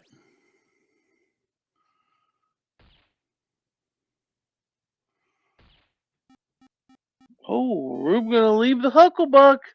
We've seen Donnie take these chances today. Oh no! Needs a double bull this time instead of a single. Okay, he's not gonna get it this time. I was gonna say, he's found his way through every other one. I was ready for the double bull first dart. I really was. I think that Ruben has not watched Donnie's matches tonight. That's fair. If he had, he would have not left that shot. Just like he wouldn't have left that one? Well, this one, much more manageable, as it only requires a single bull. Oh, man. When are they going to stop letting Donnie off the hook? Well, that was unintentional from Ruben. He went for it. You don't throw a double there. Oh. No, I'm fine with a double there. That's the only time you do throw for a double is when you have to have it. Mm.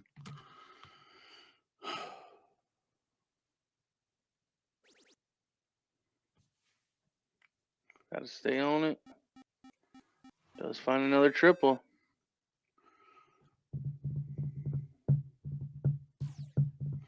But a double, I mean, it goes double here. Nope. Ooh. Even 100 from Donnie makes this real interesting. It's going to take what, 4? Minimum 4? Yep.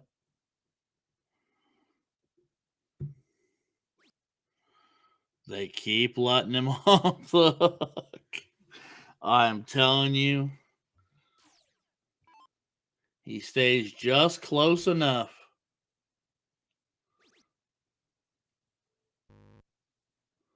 Oh, man. Oh, man, oh, man. I may be more shocked that Donnie is missing these shots now, considering how well he's done to this point of making sure he hits them. And Ruben Ruben squeaks it. finally Squeaks it, man. gets leg number 1. Looks like we're going to a decider in the Chris Watson Brandon Perez match. Nicely done. Nicely done. Man.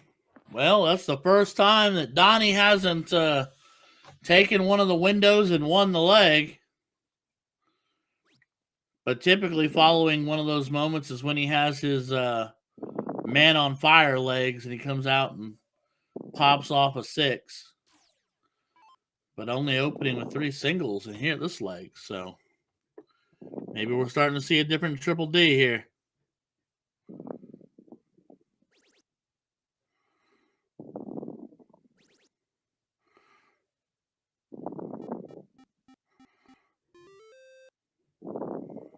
I understand that third dart, but at the same time, I almost want the 9 and the 19s.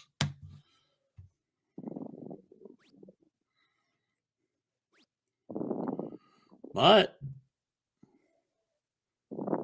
Donnie letting him off the hook a bit.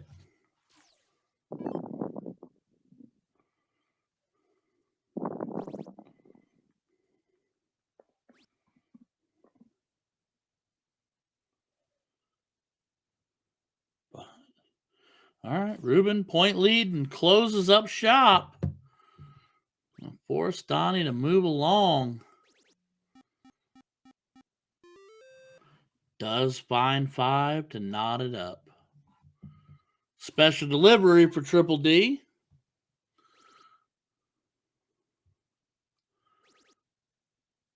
I think Ruben's starting to figure out he needs to be more aggressive. I like the 19 to 17 move. The white horse would have been pretty cool too, though.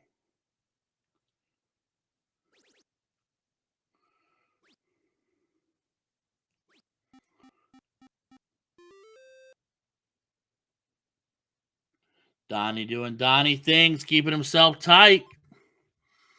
Gives himself the slight point advantage. Gonna force Ruben to think about it. He's gonna take the shot and goes all the way out and snags a double with a 3-point lead. So now, so Donnie can think about it. 19s go bye-bye. 17s just narrowly escape. So Ruben can go make a move here on the 17s. Opts to close first and wastes 1 dart. Hits it on 2. Gotta have it. Only a single 17 for a 2-point lead. They keep letting Donnie hang around. Donnie keeps creating the openings.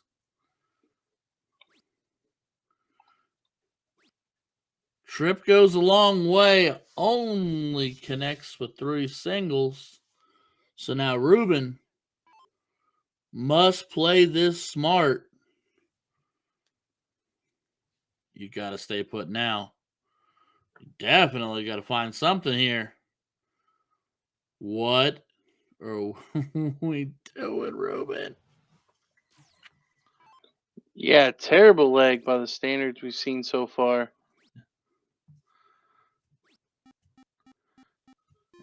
And just gonna shut him down. Yeah, and just chasing that 16 on that last start with a 2-point lead. All Donnie has to do is hit 3, but he hit 5 and pushes Ruben to the 15s. And this is, like you said, the lowest standard we have seen out of really either one of them. But especially Ruben at this point.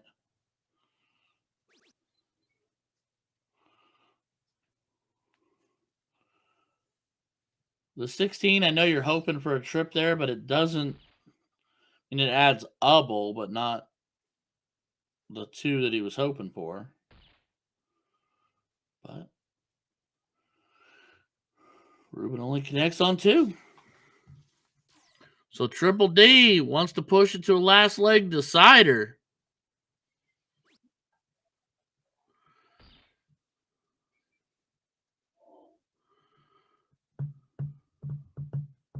Well, he started on the 16. I thought he was going to take away the 3-dart finish. He did not. So 2 double bulls here for Ruben will be the point lead, and he'll get a look at the 16.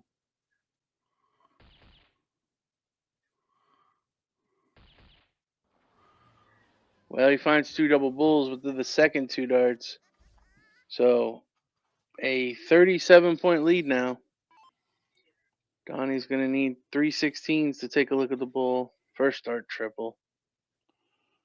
Oh, does he stay on it? He does need a double. Why do you? We've reversed the scenario. Donnie opens the window for Ruben.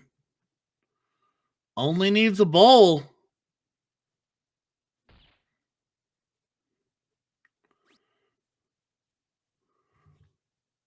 Oof.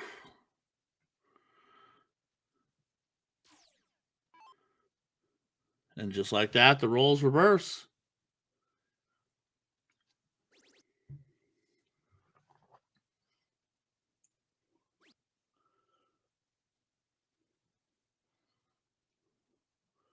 So, darts in hand for Ruben. Double bull allows him to take the look.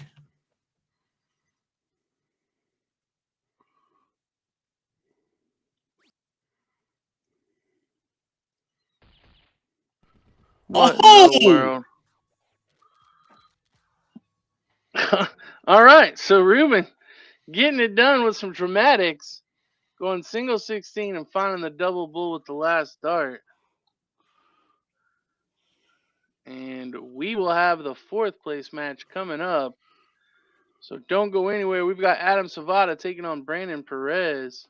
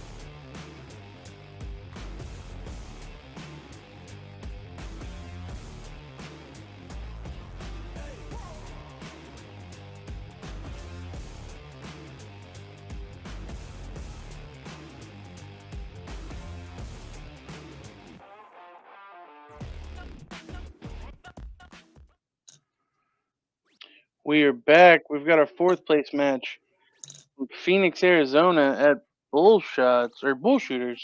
Sorry, it's Adam Savada and Brandon Perez. Winner of this will take on Donnie Lassie for a chance to go to the final.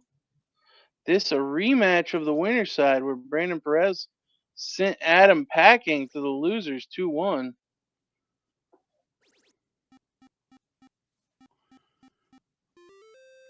Yeah, it's definitely one of those moments where we talked about a DJ like he's back. Adam has worked his way through the losers bracket after taking that third round loss, and Brandon has found his way over there, and now Adam gets his chance again.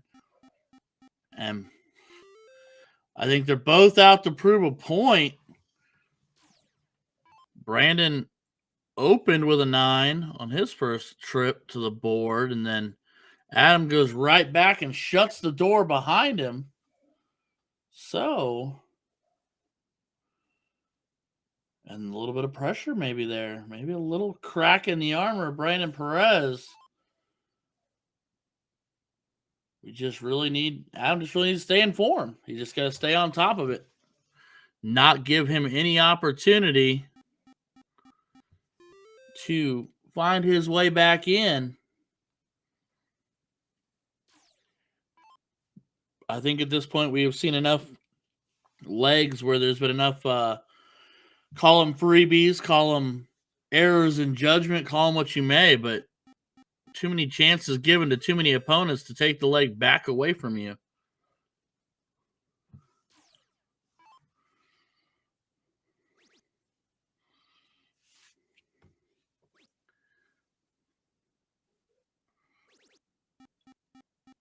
As Adam just continues to move about the board, business as usual.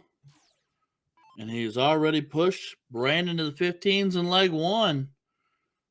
Both holding respectable averages, but Adam holding a 6.75 right now. And like we said earlier today, with 6.75, when you're on throw and you go first, it's tough to beat. It's a big ask.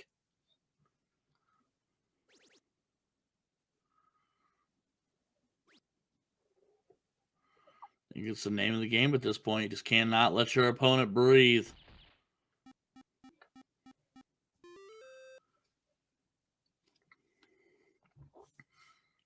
So what's going through Brandon's mind right now, DJ, as he finds himself staring at the back end of it on leg one? I think I lost him. Sorry about that, ladies and gentlemen. Looks like DJ will be back momentarily. I'm back. You're back. He's back. It's ridiculous. All right, Adam connects with the bull for the 638 leg one. What I actually asked you as you got drippity dropped again is, what are you thinking if you're Brandon right now? I mean, it's probably just keep plugging along. Sure. Like, you know you've got the game capable. You've already proven that. So it's really just about doing it.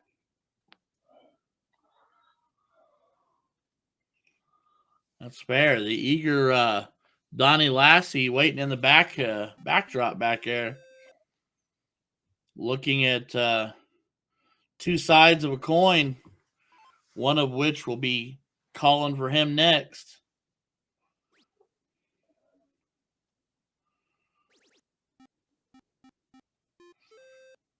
Both gentlemen opening up with fives, but Brandon with the high ground.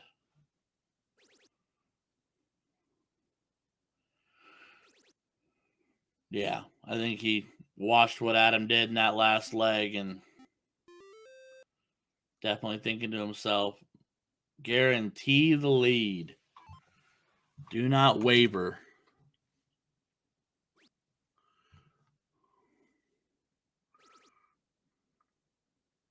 Because I think you said it best earlier when you said the best thing you can do to your opponent when you're this talented, when you're playing on this talent pool, is just to continue to apply pressure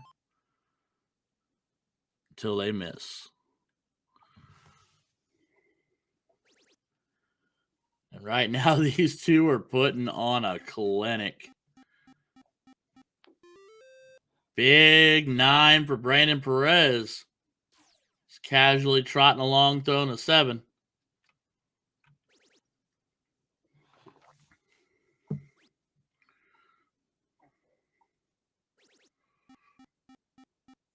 Adam keeps it close. Answers with a 7 of his own.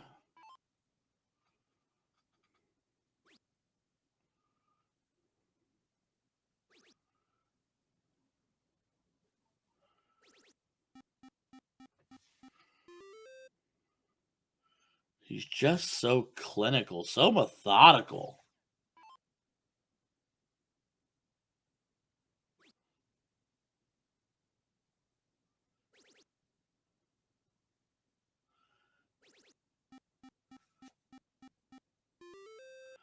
Adam refusing to go into the night, go away quietly.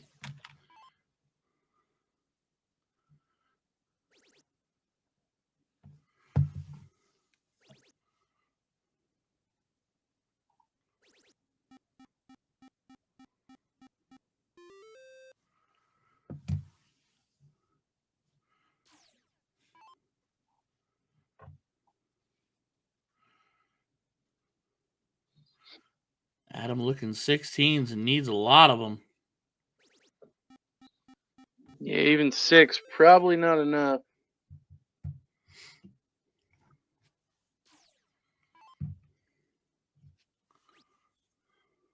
See what Brandon elects to do here. He is going to get rid of that 16. Looking over at the 15 too. Ooh. Drops it into the single, but damage done. Averaging 683 going first.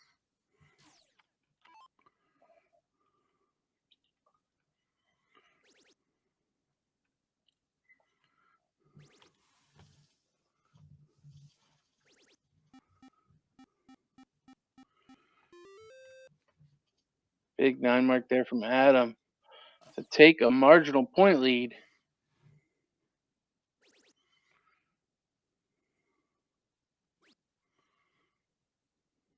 Stay right there.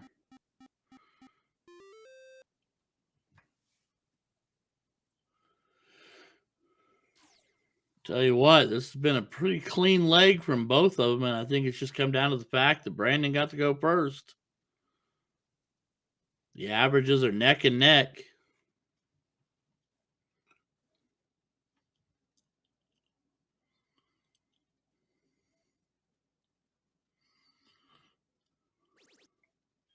Adam trying to make something happen in this leg, but not going to happen.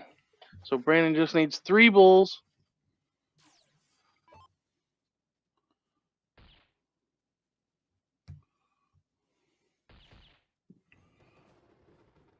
And we are there. It's what everybody wants to see. The last leg decider for pure entertainment. Both guys throwing just over a 6 with a 6.39 and a 6.29.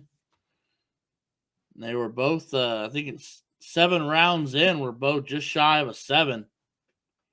So the darts are definitely in form. As Adam is 1 dot inside the bull. But in the bottom section there, so it's kind of created that little shelf for Brandon. Just drop right in on top. Which he does. Gets him by a dot. So Brandon will have the darts in the last leg decider. The winner gets Donnie Lassie for a chance to play for the opportunity to go back to the final. Loser of this match gets 4th. Loser of the next match is guaranteed 3rd. But everybody here, like DJ will tell you, everybody here is here to win.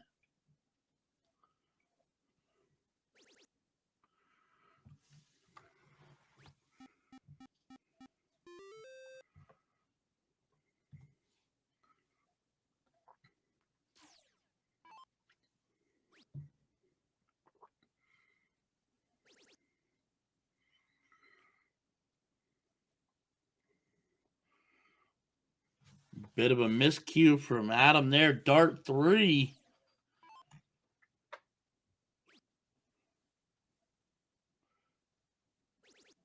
I think when you're playing this well, it comes down to that one moment where you can say, yeah, I messed up right there. And that might be that moment right there.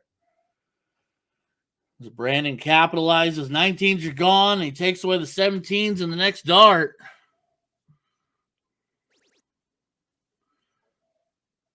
But Adam is out to prove me wrong. Such good darts from both of them.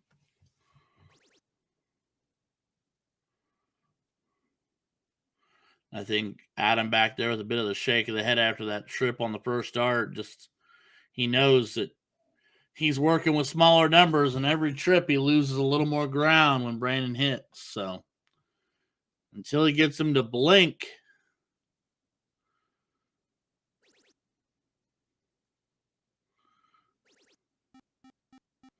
it's a big round. It's a big round and a big answer up for Adam.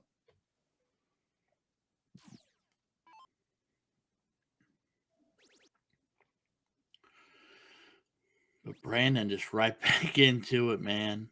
So clean. Grabs a small lead, but very, very small. Won't last but for another second or two. Yeah, typically going second, you're going to have to average about a half mark to a mark more than your opponent. And Adam is doing that right now.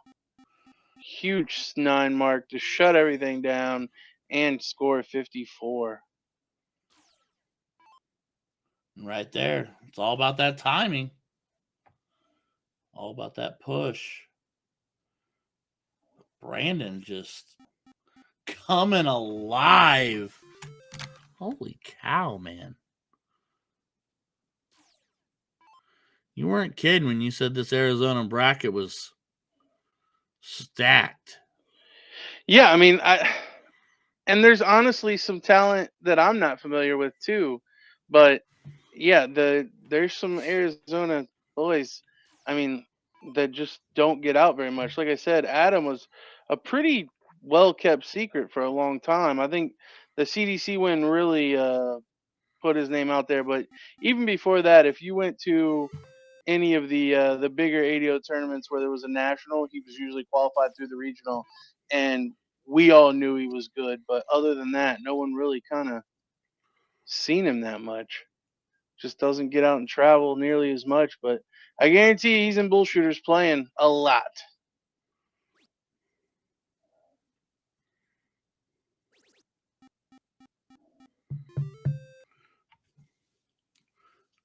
Only grabs 5 and surely wanted at least a 9 there. Because it's just one single for Brandon to move on. But see, while I know he shut down the 18s, he's left the door open for Adam to flip it back on him. So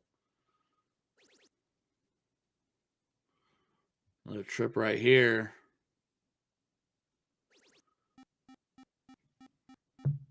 Yeah. Only a 2-point lead, though. So take nothing for granted. But here we are. We find ourselves at the end of a leg, and we're doing the small point lead dance here. Brandon has a potential 3-dart finish, and the shot is on. Another one of those will give him a look. But no, now he needs one just to take the point lead. Not going to happen. So Adam for a hat trick to go into the 3rd place match. And you're going bold the whole way here? Yeah. Well, I mean, now. especially now. Double. So Adam Savada seeks revenge and gets it from that 3rd round loss to Brandon Perez, and he will play Donnie Lastly for a chance to go back to the final. Loser of that match will be guaranteed 3rd place, and Brandon Perez is your 4th place finisher. We will be back, I'm sure, momentarily as we get the boys to the board. It's obviously not a lot anywhere to go, so everybody knows what's happening now. So we'll step away.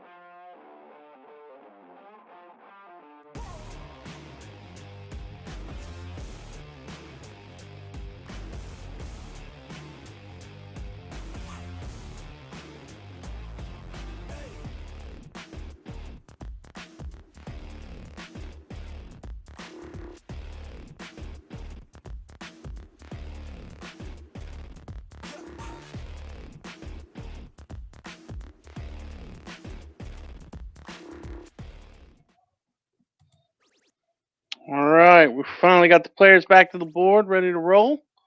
We've got our loser takes third place match.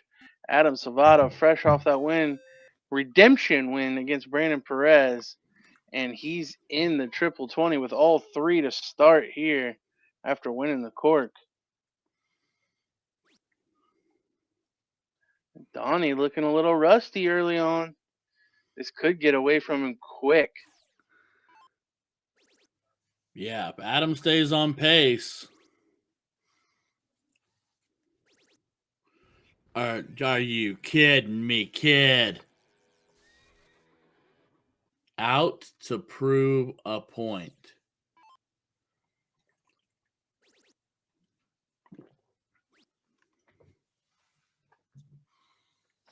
Adam Savata playing like a man on fire.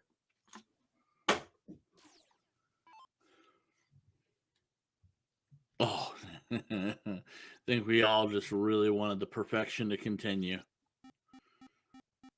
And stays nearly perfect.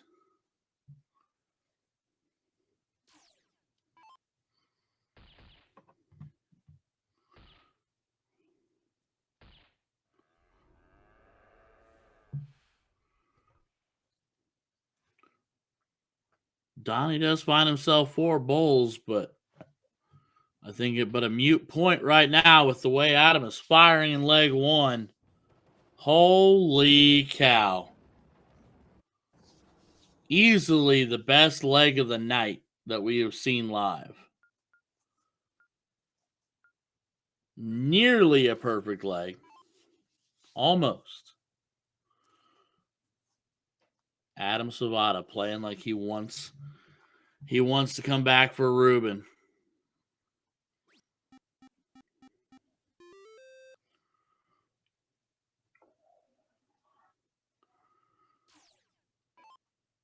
Donnie's got to right the ship here and just find his rhythm.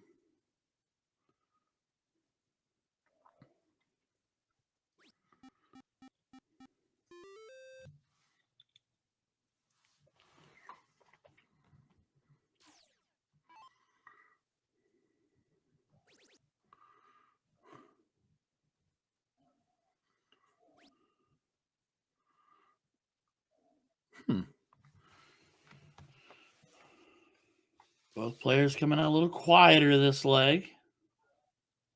Not as many fireworks. Adam would love to change that.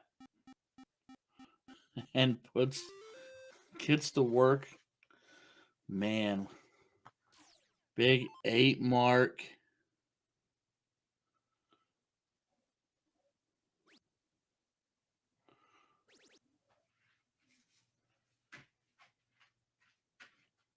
Donnie finds 4. He keeps himself close, but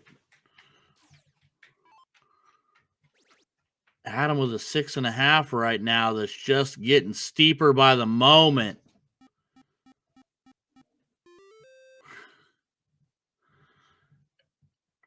Yeah, I hate to say it. I hate to sound presumptuous, but if Adam knocks off this leg and continues to throw like this, Ruben better hang on tight because it's going to be a barn burner the whole way.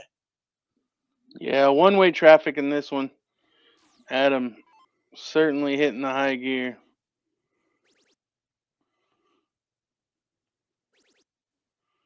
It's almost scary. And even the double on dart 3 for the double bowl.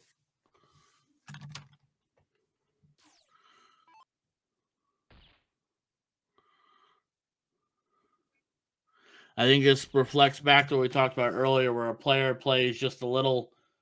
He got his redemption match against Brandon, and now he's got that little bit of fire, that little bit of spark. And a 7 and change and a 6.46 from Adam Savata makes very fast work of Donnie Lassie. Not that Donnie did not play well today, but Adam just found that gear.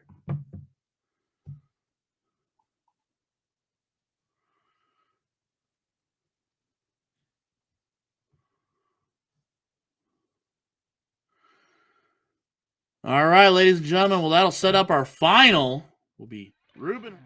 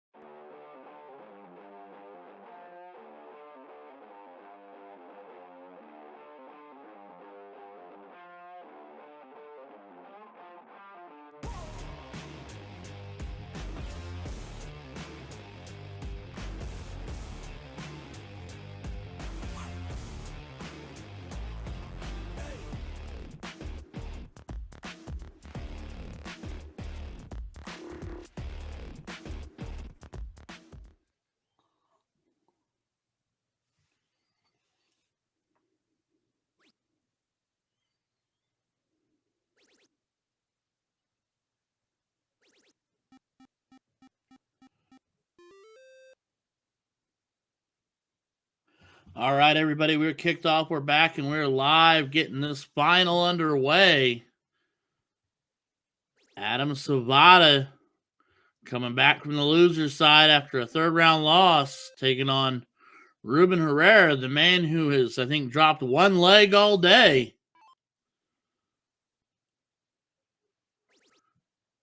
Adam has to beat Ruben twice to take it away.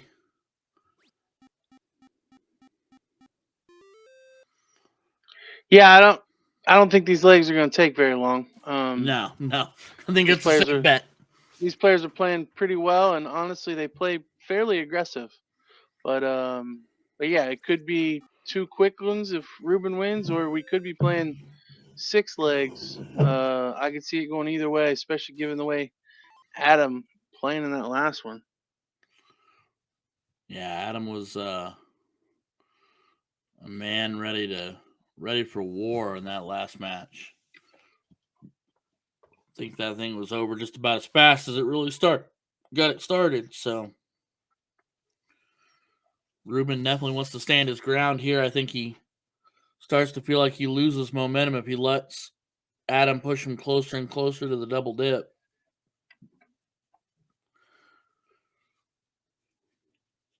Plus, you have to think Ruben's the one that's been sitting for a hot minute, and Adam has been actively throwing.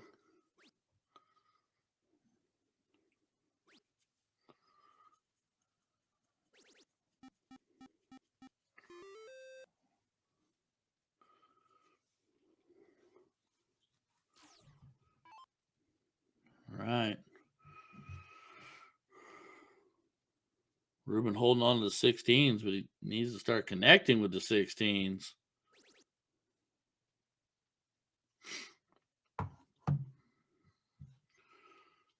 Does find 48, but that is not enough to take the lead back.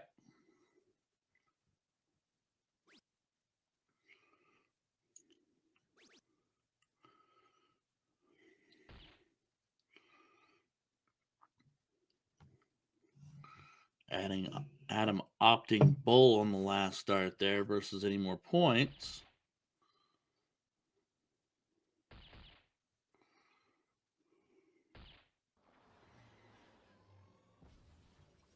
Good shot there by Rube, putting in 5 bulls. That's big. Taking a 40-point lead. That's big.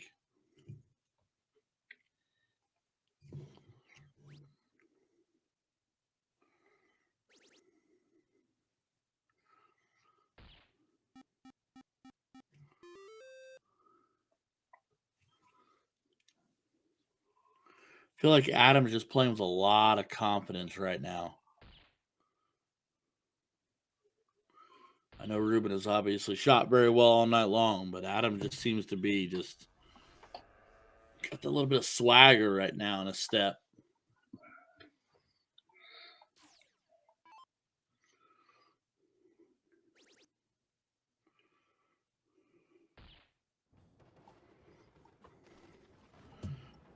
And just like that, leg 1 to Adam Savada, throwing a 5-4. Ruben will get the darts to start leg 2.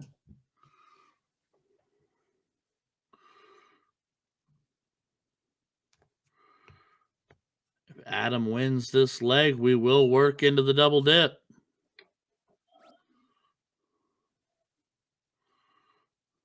And if Ruben wins this, we'll do a last leg decider for the first set to see what happens next.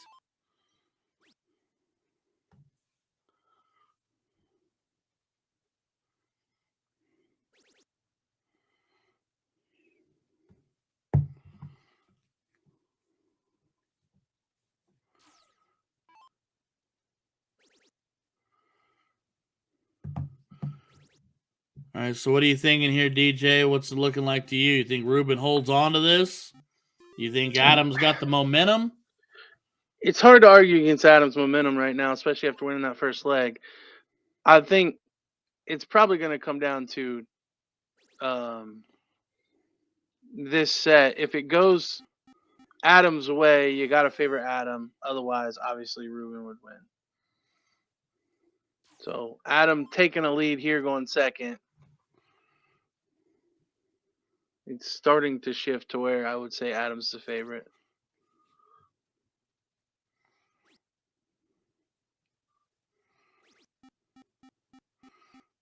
Ruben taking more risks right now, though. But he's connecting on the shots, but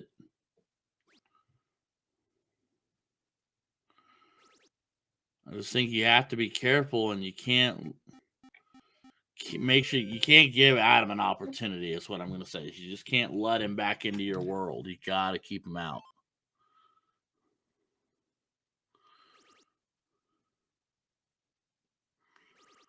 But Ruben said, "Hang on tight, guys, because I am making my way."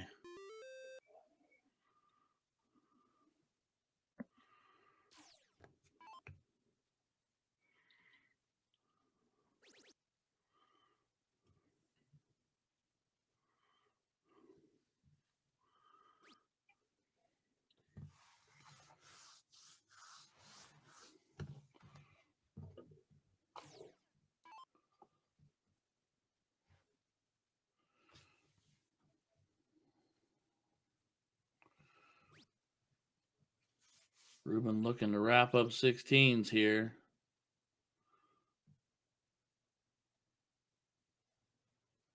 Ops points on the last start, but doesn't grab anything.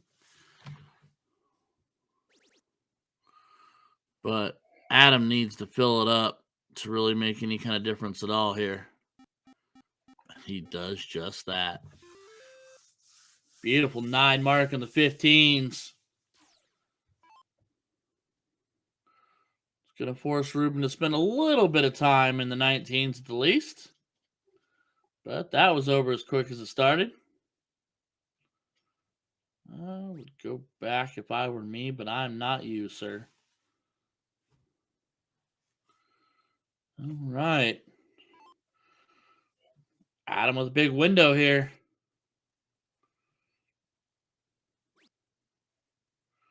Well, he needed a trip. Oh, he still went after with 3 points. I mean, up a leg, I guess it's a risk you think you can take.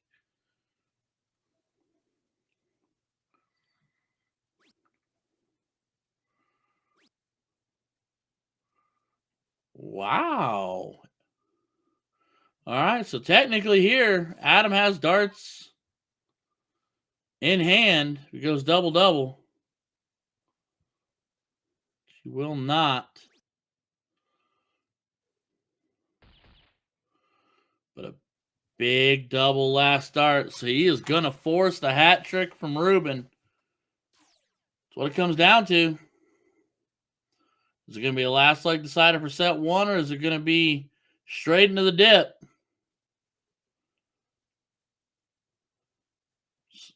Adam is going to have a look at it. And he only needs 2.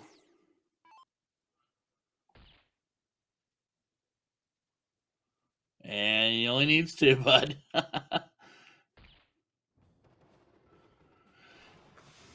There you go. So not nearly the caliber we've been seeing from him, but certainly some big shots sprinkled in there and enough to get it done.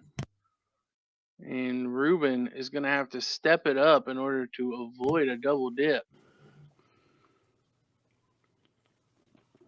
Yeah, he definitely. Both guys' averages dropped off there. The intensity stayed, but the averages did drop. But right now, I think you find yourself. I think it's safe to say right now, Adam has got to be the slight favorite. Momentum's on his side. Ruben's form is the one that has, again, he bumps off and flops out. So that'll be Adam to start again. It's been Ruben's form that has dropped the most significantly out of the 2. So Adam to go first. Again, another race to 3 or another race to 2, best of 3. I'll get that right before we're done, I think.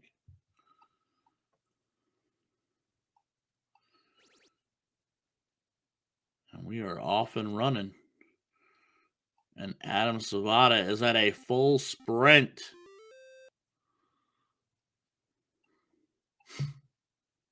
One day I might be this good.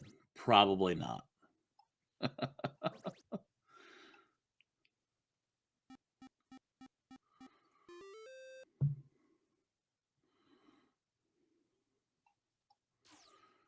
Yeah, I don't know. I don't know Ruben at all, but he almost looks a little frustrated.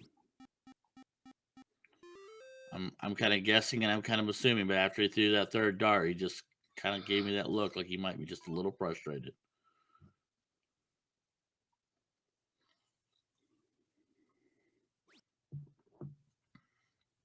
They definitely don't look like they did earlier. No. Talking about Ruben starts.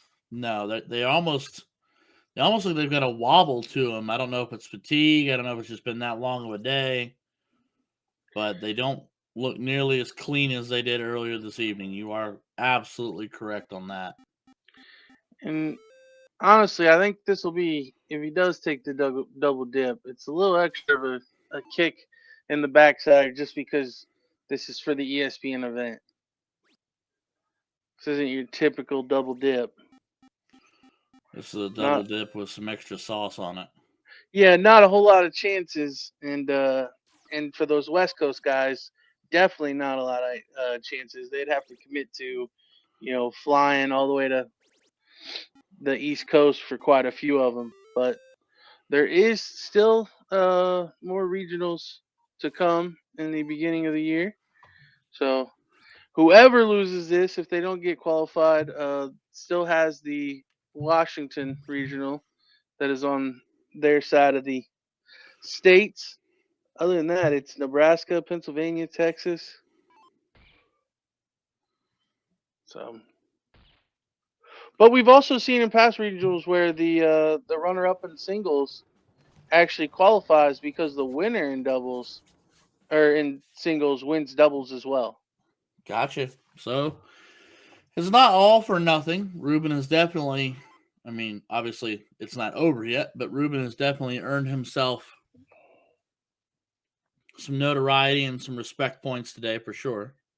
Well, whoever doesn't come out of this, Ruben's still in with a shout. Would not be crazy to see Ruben average 6+ in 2 straight legs and win this. It's just not looking likely at this point. These are starting to look better, though. I'll say those 3 darts looked a lot better than the one we'd seen in the previous leg. See how Adam answers up. But yeah, Adam's darts just don't seem to be going anywhere. They're all kind of unwavering.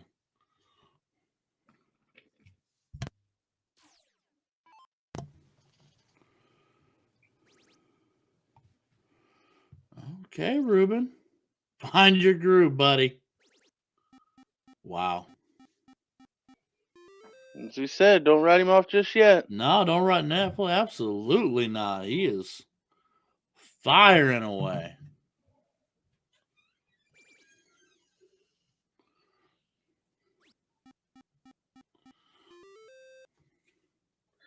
Fives for Adam, just not enough going second. No. Given what Ruben's doing right now. No. Ruben making short work of it and continuing to do so. Just coming unglued in the best way. Maybe losing that first set was a reality check, and he was like, "All right, no, I'm gonna wake up now."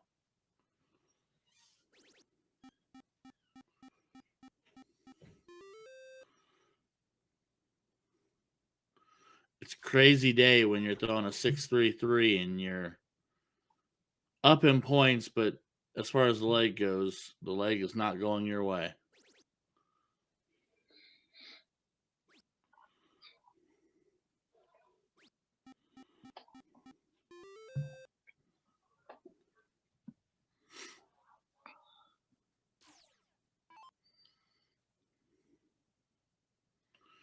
Is he going all bulls all the way, or is he thinking about trying to make an angled play?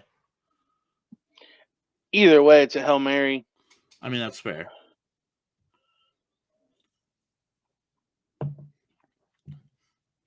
You thought about it. That's for sure. Like you said, either one, the odds are stacked against him, but it was just interesting to see if he would try to make the stand on the Bulls or if he was going to try to button up.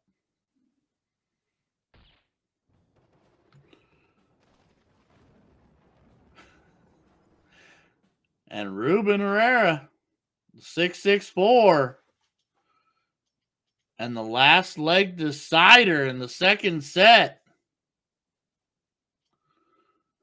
Winner's your champion. Loser takes second place. No matter what direction you go.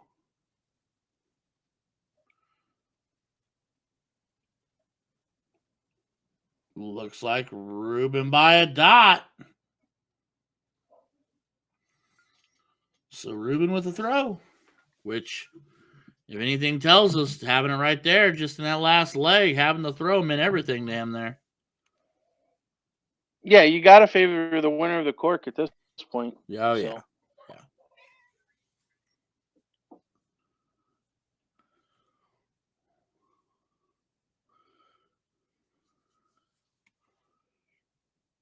Away we go.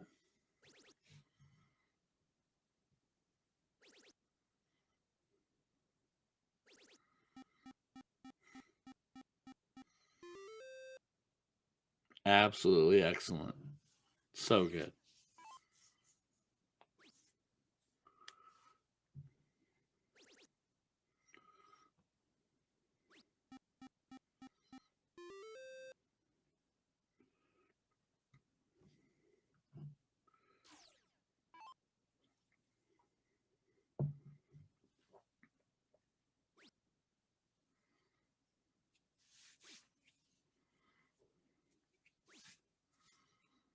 All right. 3 darts to close up. Still a significant lead.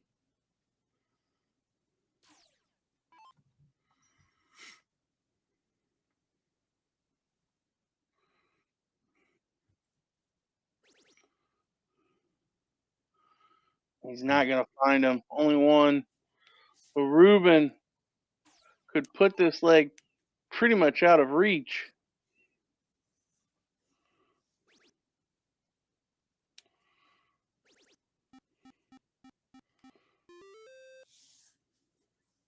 Ruben showing the confidence, going double on dart 2.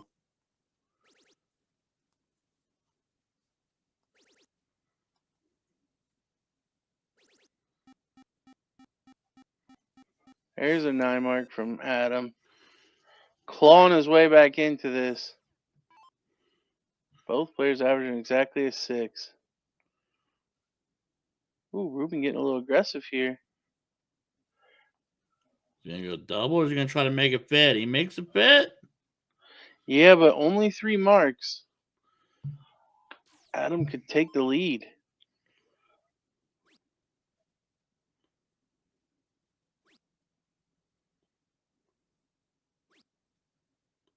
Oh, but only a 3 mark answer. Ooh. Small window may have just closed.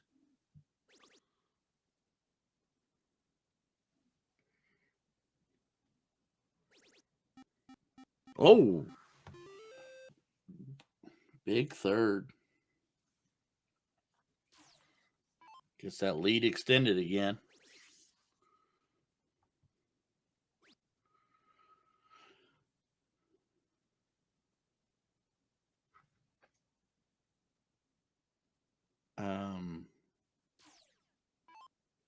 So Ruben now with a 3-dart finish. Well, Here's the first part. Now 3 bulls. Now a double. We've seen him hit this before. ooh. Oh. But looking like this is Ruben's. So after losing 3 straight legs, gonna fight back and win 2 straight to win the title. All he needs is 2 bulls.